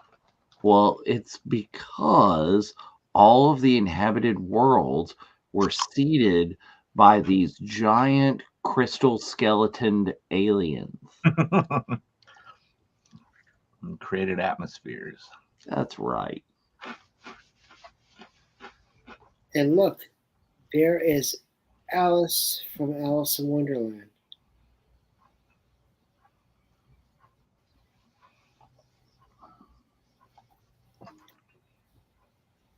The princess had the power to talk to animals like Snow White. Mm-hmm. I'll resurrect them. It's the Golden Child, didn't you know?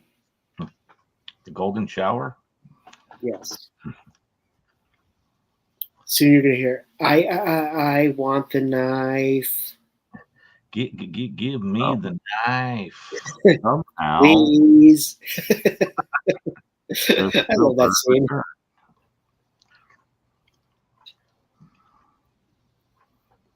Well, there you go. I can't And recall. now we have a magical princess. Yep. That bringing the bird back to life gave me something else vibes, but I can't recall exactly.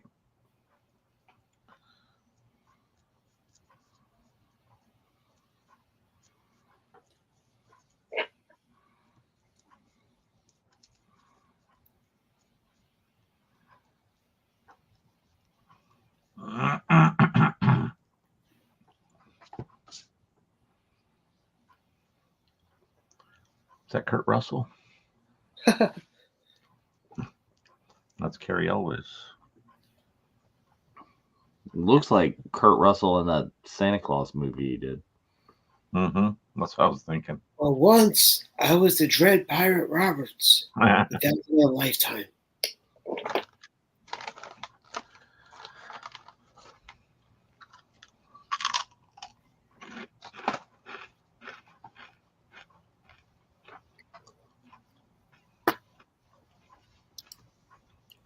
Like I said before, lots of monologuing. Lots of just like monologuing over other like B-roll of stuff. Yeah.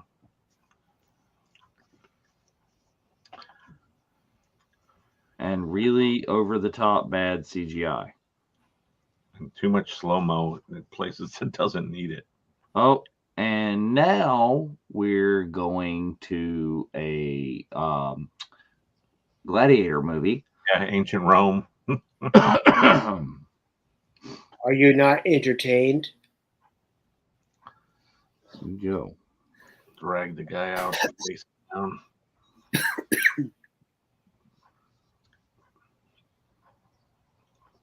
Oh yeah. Let's look at the dude that the like rat wouldn't even touch or whatever. That's what we're looking for. He's got to be a good gladiator. Look at him.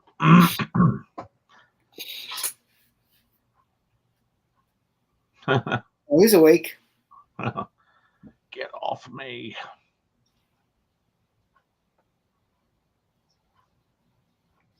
What is the bloody sound? It like sounds like they're rubbing him with a wire brush or something.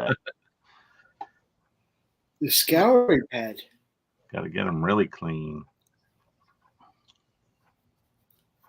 Did you put any water on his head? It looks like his head's still all funky.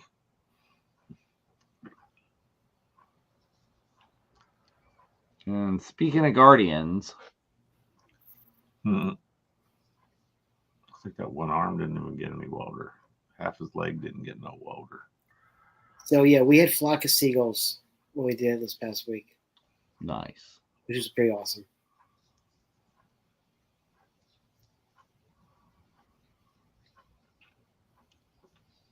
You didn't want the Christmas themed music? Oh, they don't do it anymore. Oh, that's right. That sucks. No, it doesn't. It sucked because that's why they didn't do it again. I'm sure they could find the right track that would work. Well, they'd If- have to have all 6 tracks, right? Right. Well, the one thing I noticed that during the very Merry Christmas party is the main theme behind the whole fireworks was Paul McCartney's Wonderful Christmas Time. So I even said in Melbourne, I'm like, geez, they probably spent a couple of shekels on royalties for this one. Yeah, I would think so. I don't know who owns that anymore. I think McCartney still does. Oh, yeah. If it was Beatles, it was Michael Jackson at one point, but I think then they bought some of that back or all of it. I don't remember. No, that was solo McCartney. That wasn't even. But yeah, the solo McCartney was nothing to do with the Beatles stuff. Yeah. So yeah. Yeah, you're right. Speaking of Guardians, I just recognized them. I'm like, oh crap. Yeah, that's what I was saying. That was what He's like, He alluded to that. His beard is Star-Lord, man. beard here, though. Legendary outlaw. Mm.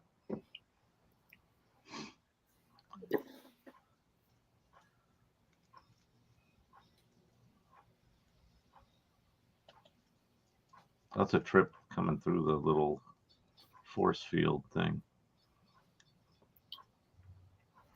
See, that one has more of a drop ship vibe with the shape and everything.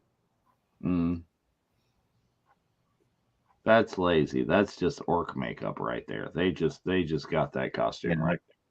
Definitely an orc, blue orc or something.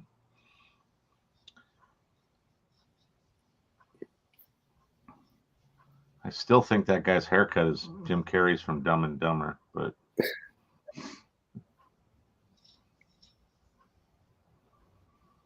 I think Looks like Randy Orton. Randy Orton. So McCartney owns the rights to Wonderful Christmas Time. Yeah, makes sense. It's estimated that he makes $400,000 a year from the song. Yeah, Nice. I think Disney probably gave him more than that.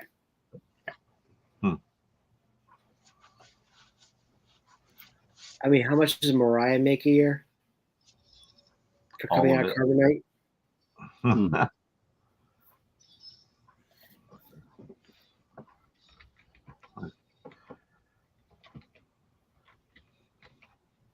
How sweet.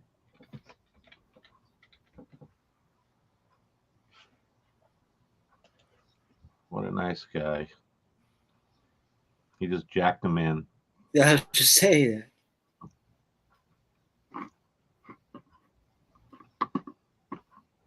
Dissect his brain.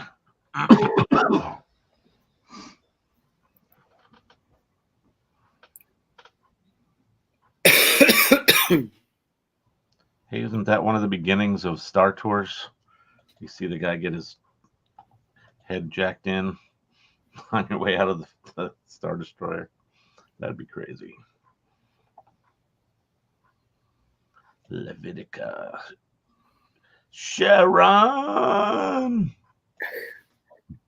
And all of a sudden, you see 3 judges with Clarence Clements sitting in the middle. It's you. Some of these aliens are just freaky deaky. They're very kind of aquatic looking. So it's estimated that Mariah Carey makes $3 million every year from All I Want for Christmas. She should stay in Carbonite.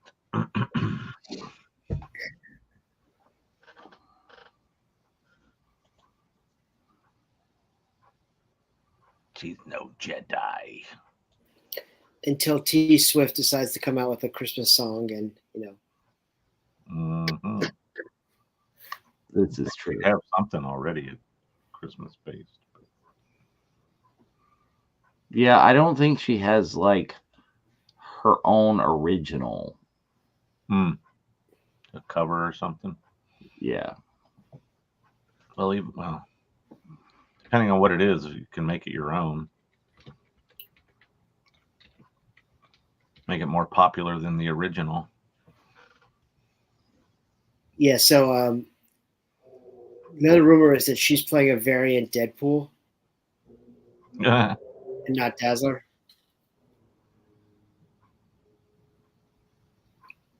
Well, we'll see, huh?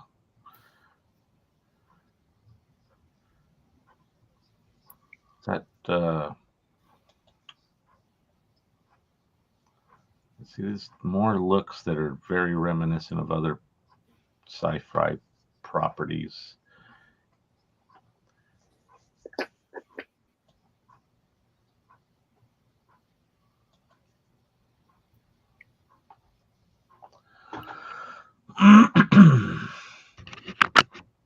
Who is that? Is that Zoe Saldana?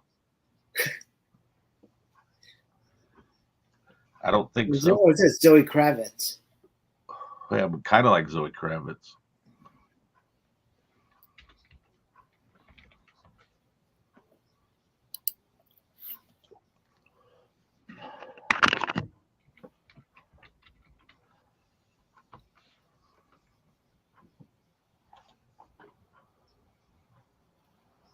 Against a Dreadnought? Was this now freaking G.I. Joe? Dreadnought. That's not Dreadnoks. It's a Dreadnought. That's Star Trek. Okay. Mm-hmm. It's the Dread Pirate Knotman. Yes. Who's driving the Mystery Machine this weekend? The Mystery Machine, huh?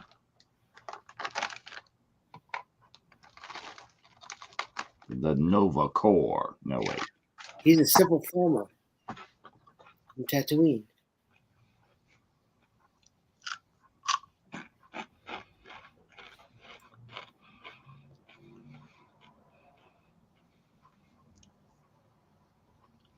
So the bad guy's name is Admiral Noble. Not quite that noble.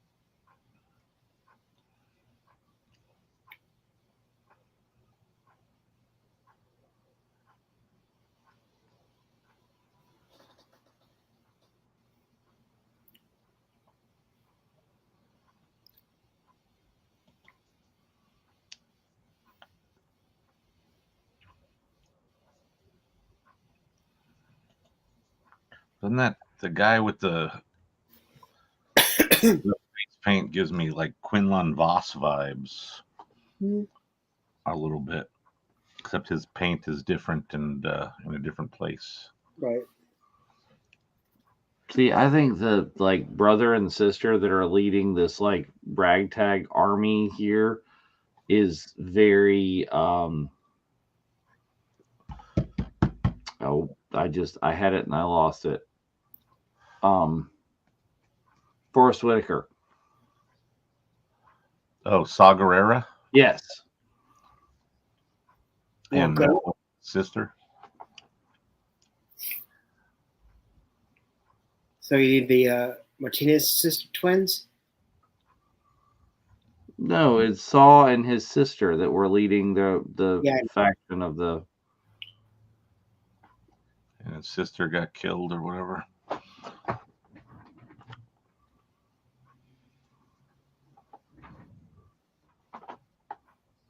See, the rest of are all the sons of the Batman from Frank Miller's Dark Knight Returns with the just across their face.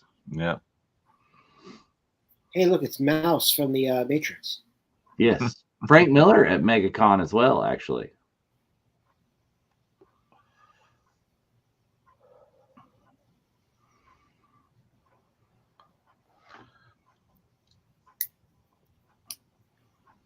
I love how none of the people in the front want to step up. They have to move No, out. it's like it has to be the people in the back because that's more dramatic to wade through the. Gotta push through.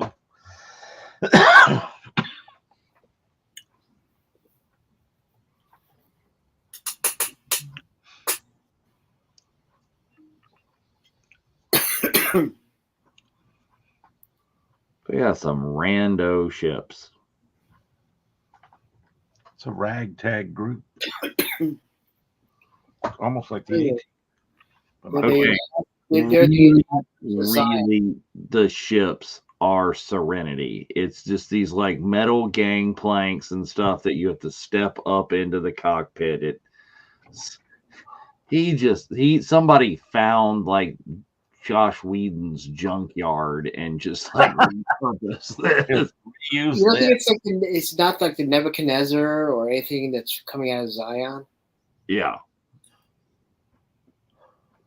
They kind of have that vibe too. Do they serve tasty wheat? Yum. What does tasty wheat taste like? Nobody knows. It's tasty.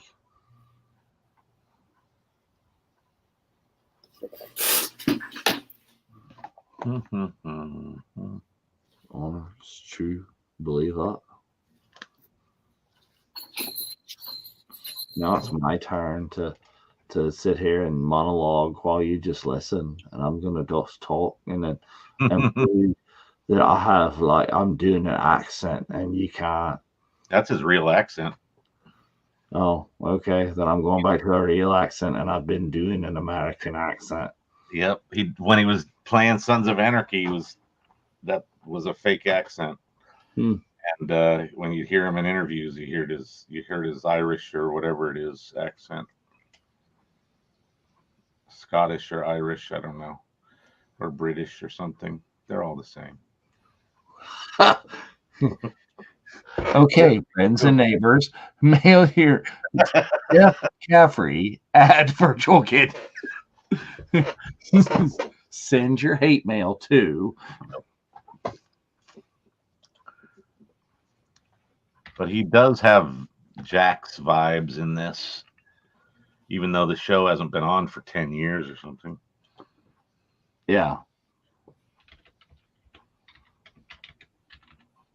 Well, there are some people that play the same character like over and over. Yeah, there's a lot actually.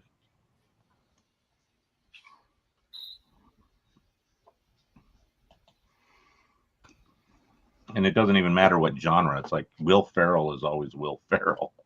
Well, yes, that is. Mm-hmm.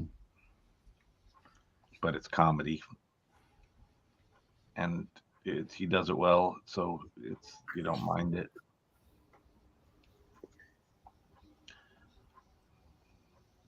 Do you fear death? So I wonder if any of these aliens were at all practical.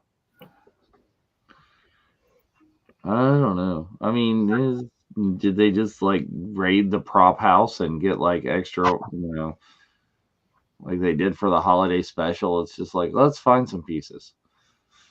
Oh yeah, huh? Put this with that and throw that on here.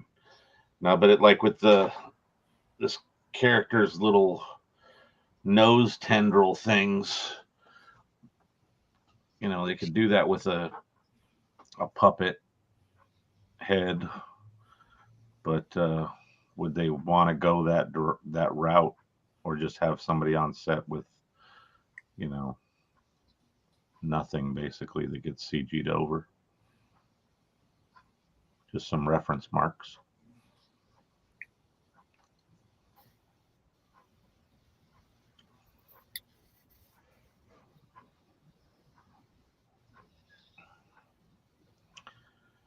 There's a lot of those bearded bald guys in this movie too. Yes.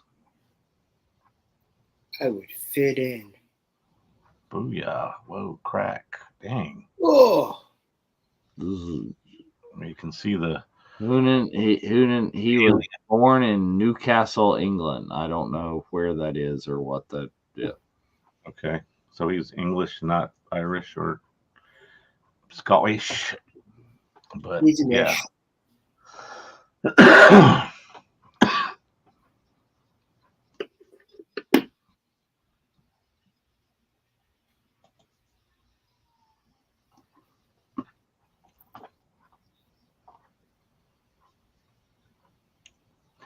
He disguises his accent when he does an English one very well. So, I mean, American one, I'm sorry. His English accent is what he really says, what it sounds like. He disguises it well when he does an American accent. Although, if you really listen, you could hear him slip out of it on occasion in Sons of Anarchy.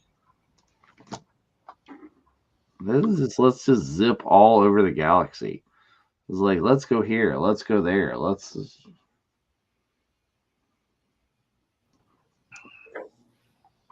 So we're what, an hour and a half into the movie,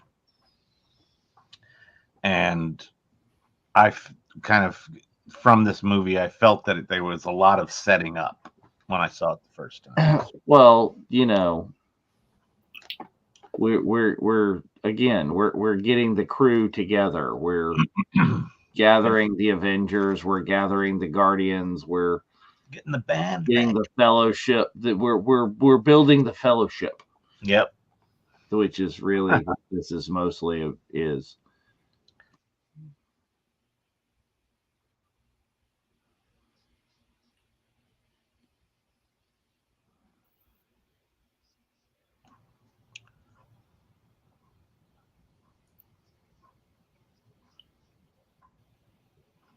Is he going to say the only good bug is a dead bug? I thought they were there to pick up Imperial biscuits.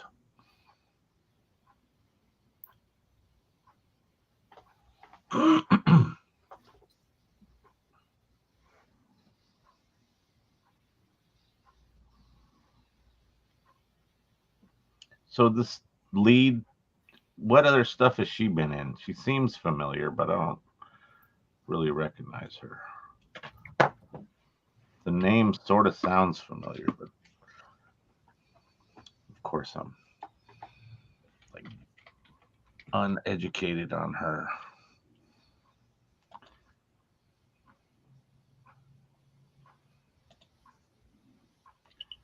All right, let's see. Sophia Boutella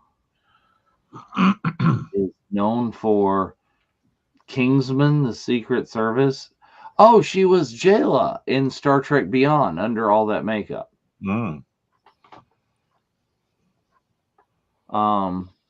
She was in the 2017 version of The Mummy.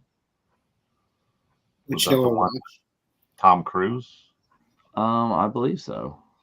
She was in the Foo Fighters Shame video. Yeah, the Tom Cruise Mummy. Yeah, I didn't see that. She was a Madonna backup dancer. Oh, wow. Huh. There you go.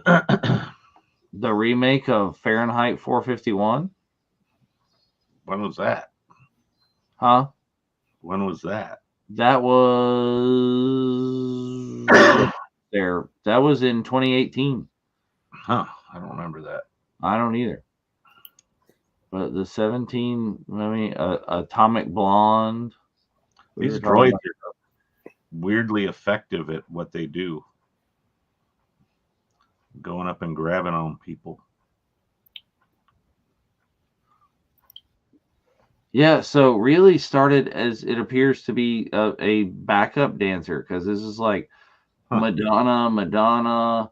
She's super skinny. Brown, Madonna again, Madonna. Michael Jackson Hollywood Tonight specials. Yeah, crazy.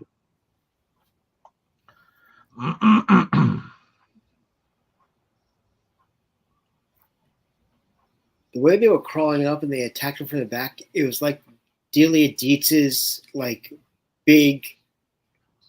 I said that while you were off. Is I thought that was the statue thing from Beetlejuice. This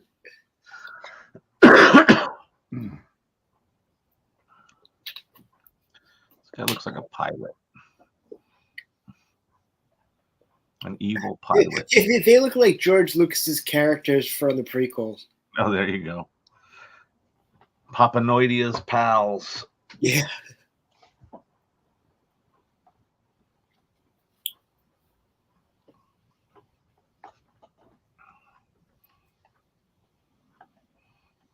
Gotta have somebody double cross you.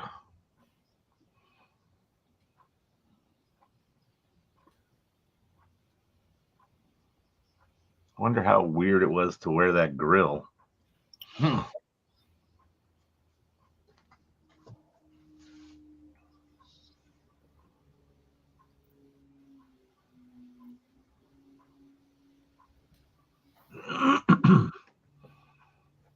More monologuing. Yep. The villain has a captive. Oh, they said shit. It's definitely set in the Star Wars universe. Whoops, never mind.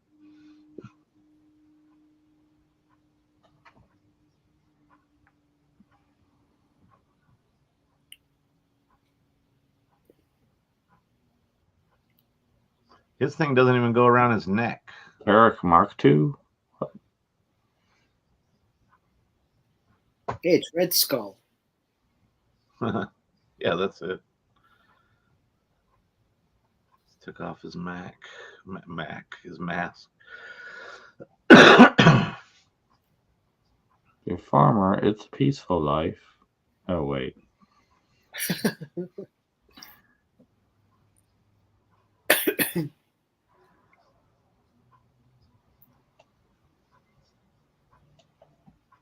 They also like tall versions of Lord Farquaad.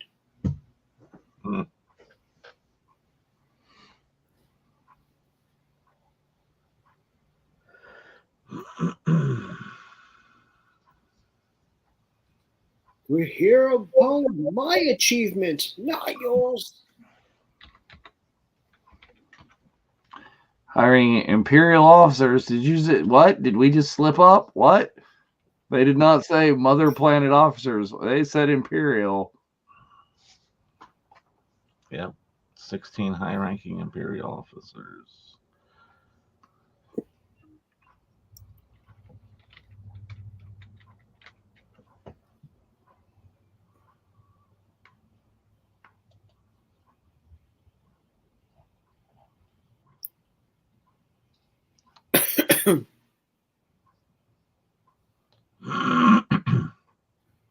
Hey, look, it's a staple gun. Mm-hmm.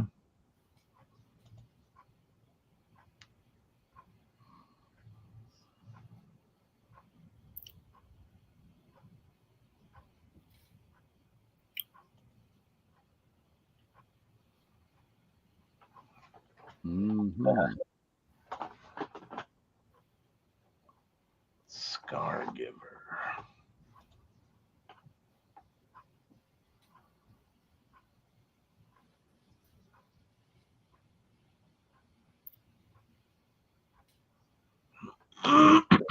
Is let's like freeze them in carbonite and wait, what? No. Mm-hmm. Move along.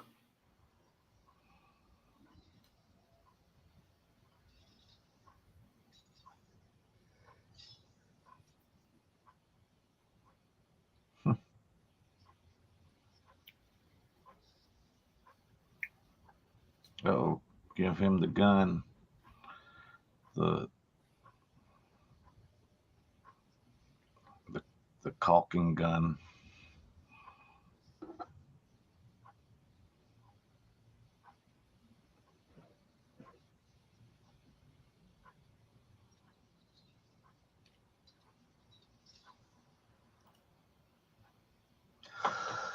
They are getting jacked into the Matrix. Yep.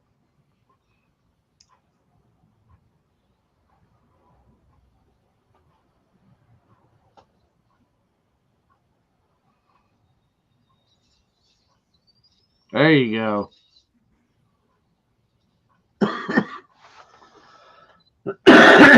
Now, shoot your way out. Shoot them all. Slow mo. Slow mo. Oop, clankety clank.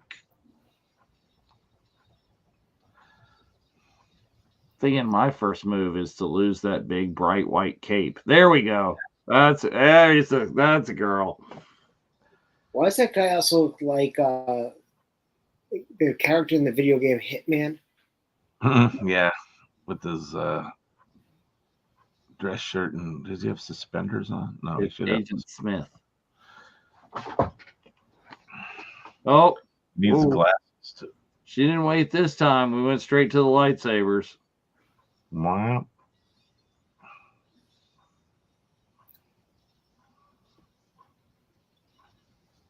Yeah, buddy. Snippy snap.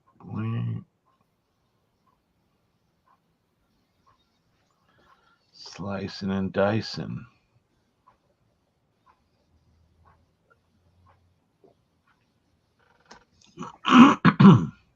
Ooh. More OSHA violations in this movie too. Lack of handrails. No banisters. Nobody believes in railings in space.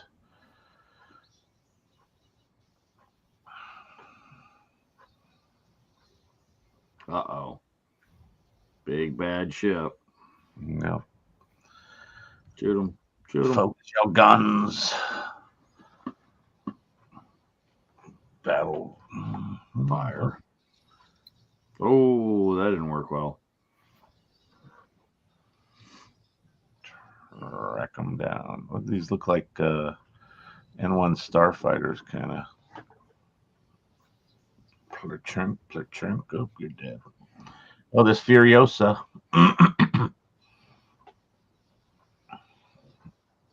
She has both arms still.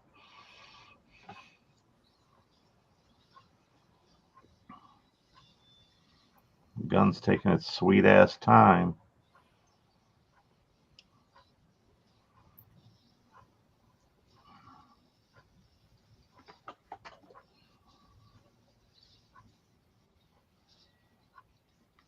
Yeah, there's a big blaster fight, and I got like a big metal pole, and I'm smacking people with it.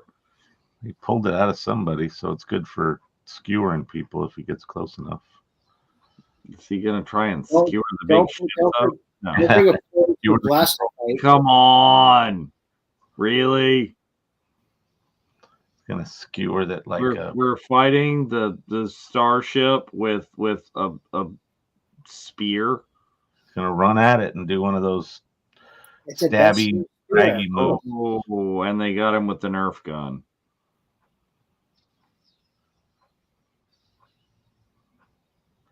Stabby McGee.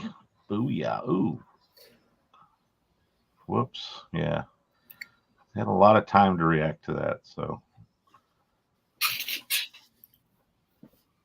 All right, now crawl down in the hole and start shooting the bad guys with the big spaceshipy gun. Mm-hmm. Nope. That's all we're going to do is crash it.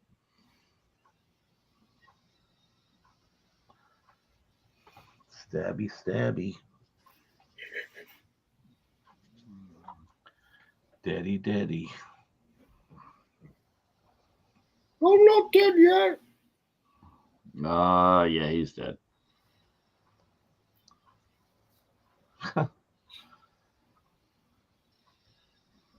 Thing's doing a weird pirouette. Uh-oh.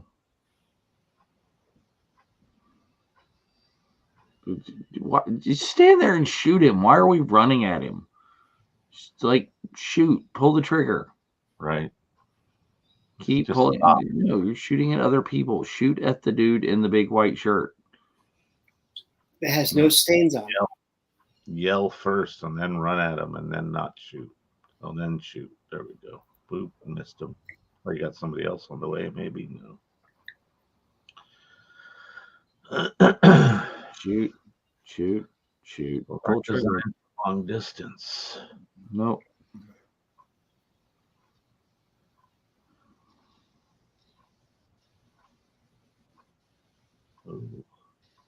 Possibly you guys should worry about getting off that platform that is crashing. Yeah, that thing's smashing through.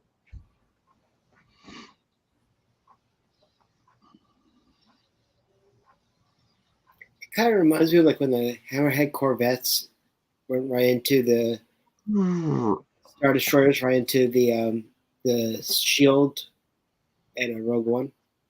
Yeah.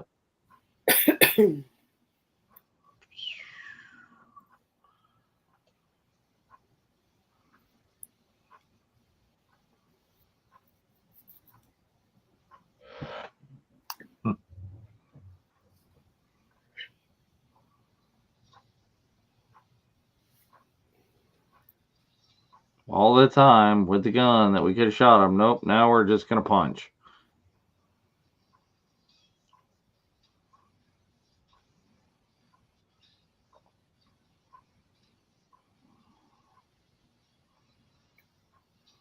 It's got to be her against that bone stick thing. Well, and this is a scene from something else where you're just like dodging around in like the metal pipes or something. I was going to say, this is a scene from Charlie's Angels, and this is Crispin Glover versus like Cameron Diaz. Mm-hmm. I was thinking more this was like the Star Trek that shall not be named, where they're on the drill rig thing. Okay. Oh, that they fly into, or what did they do?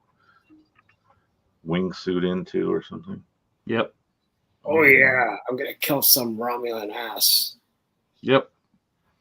It's like I have combat training, and he pulls out a foldable sword. Fencing. Yeah. Oh, broke the stick. Whoa. Oh no, broke the. Oh. Rafiki's not gonna be happy. No. Oh, and then stabs him with it. Ugh. Oh, no. Now is he going to pull it out? And he just threw it away. He didn't try and stab her with it. Ugh. Break arms. Oh, Stabby McGee. She should have. She is like teeny tiny, and this dude is like 6'8".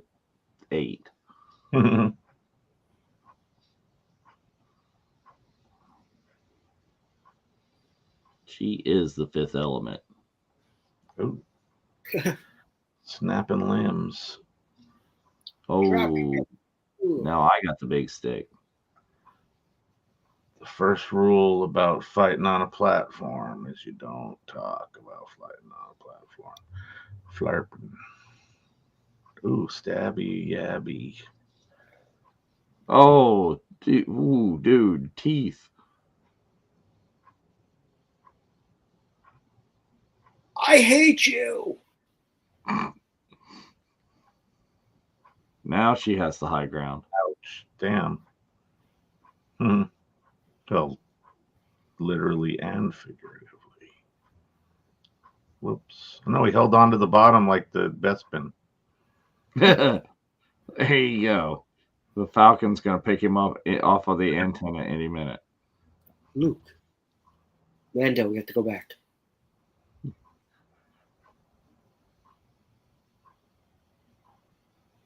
Craig.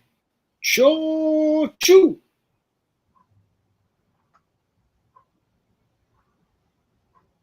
Come on, that was a good Star Trek.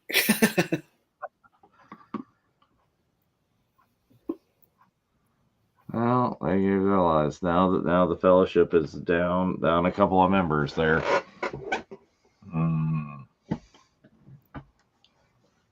That guy never puts on a shirt. It's Warhorse from G.I. Joe, did you? No, I did not.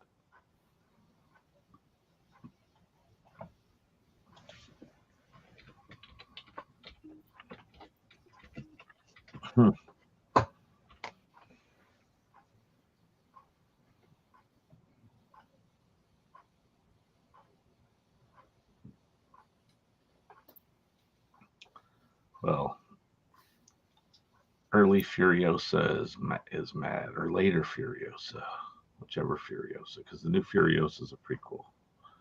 So this is Charlize Theron's Furiosa.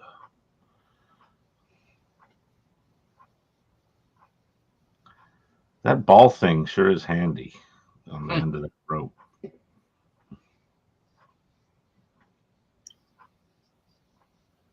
Look, flasks are canon in this. Oh, now it's Digimon Hansu's turn to monologue. Yeah, everybody's got to have their chunk of time. There's the line. Criminals, nobodies.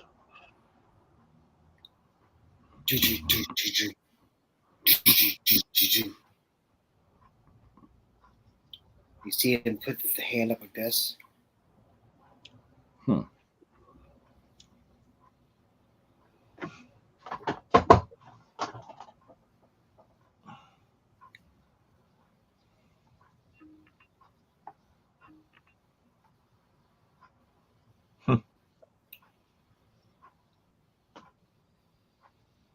Fair is fair. There you go. Now it's 6 of us against the world.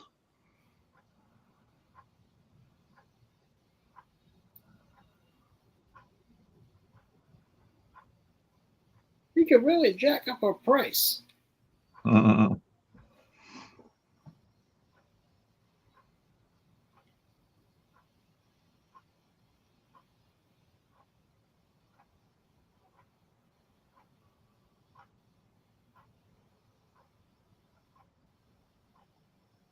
So weird, this like A-frame structures in this type of environment.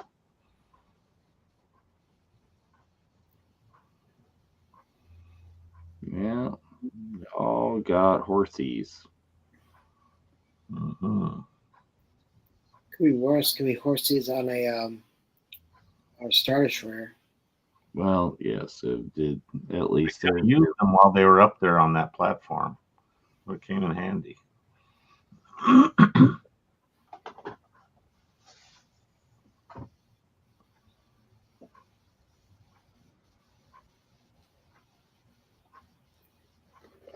Okay, you went to ground up like this whole like army to save your village, and you got like 5 guys. 4, because 2 of you went out together. 4 guys.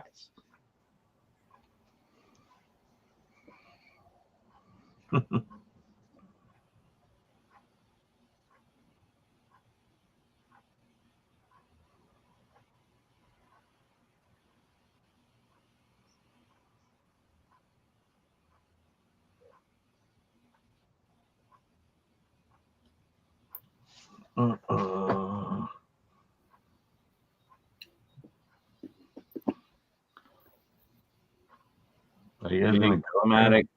Climactic music. Wait. Oh, the droid's got his antlers now. Must be mating season. Droid's growing on some antlers. He's been MIA for a while. Now he matches the poster right above Spencer. Mm-hmm.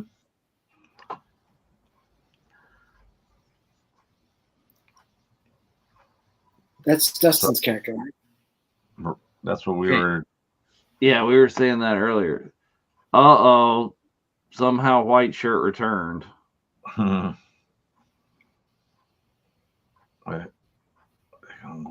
took down a dreadnought. Thanks, Poe. Okay, this seemed to have ended with climatic music like 3 times in the last 10 minutes. That's like, what. Oh, we're done. Oh, we're done. Nope, it keeps going. You're gonna see some more. Have you seen Return of the King? I mean, come on. God damn. That was like, how many more endings are there going to be? Yeah. This is pretty freaky deaky right here, though. What? He looks like Francis or Ajax from Deadpool.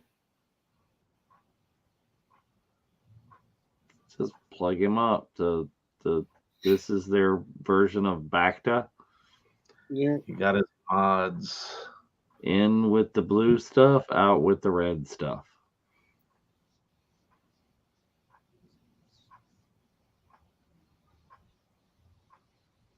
It's like Demolition Man.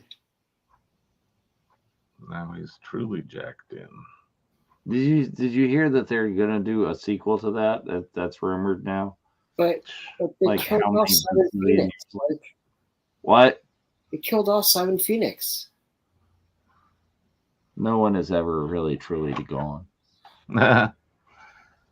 This is 3D print him again. Well, Oh, he's inside of a bubble. now he's in the loading room to the Matrix. Mm-hmm.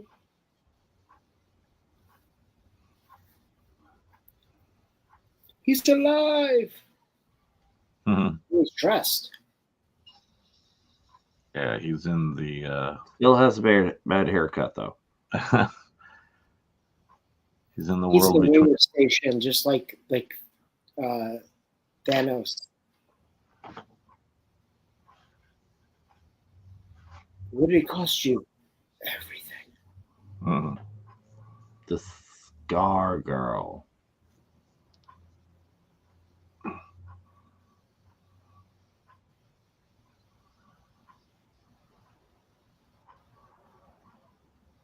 Hey, he found the architect of the Matrix. Mhm. I keep thinking that's a weird looking Billy Corrigan. Opposed to Even weirder looking Billy Corrigan. Oh, my daughter, and she's leading a rebellion. It is like, what is this? There's like big giant koi fish underneath them.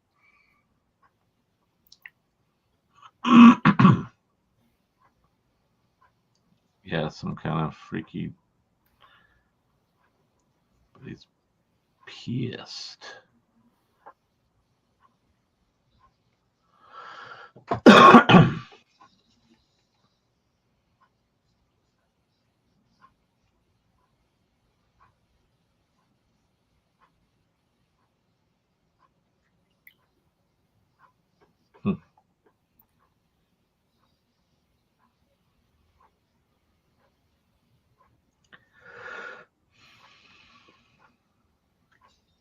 Yeah, somebody's gonna die in front of the Senate. Maybe it's you. Maybe it's her. Whoa. but I am the Senate. Nope. Yeah. You're apparently hatching out of your little cocoon thing. It's like Finn walking around in the leak-in suit. Whoops. He was on thin ice. He was in thin Hit him with everything. Turn paddles to 300. Charge. Shocking. There you go. And there we go. Wow. Zappity doo. How many parts are there supposed to be to this thing? Just 2. Just 2. The other one will be it. I believe it's only 2. Okay. So, That was interesting. They got a lot to cover in part 2 then, because this was... Yeah, they have to explain it in part 2. All set up. Yeah. Well, and yet I still don't understand why the Empire is the Empire or whatever. It's like, what is the motivation of the baddies? Mm-hmm. I'm getting the motivation of the good guys, but I mean, I think this could have been a television show. yeah. I'm watching. Well, okay, so I'm right here watching the trailer. Mine went straight into the trailer for part 2, and I like it better. Yeah, I could feel that there was going to be the second half is the better half, I think. But then again, they can do lots of things with trailers to make trailers look. Yeah, well, trailers are deceiving. So, thank you very much, everybody, for joining us tonight. We greatly appreciate you coming on for this. We got one more happy hour and also one more watch along next week. So hopefully you'll join us for our end of the year extravaganzas. And yeah, that was Rebel Moon. That's all I can really say about that. Thank you very much for joining us, for those who stayed up with us. So from Jeff and Dave, this is Spencer saying, may the force be with you. This is the way. This is not the way. It's a different way.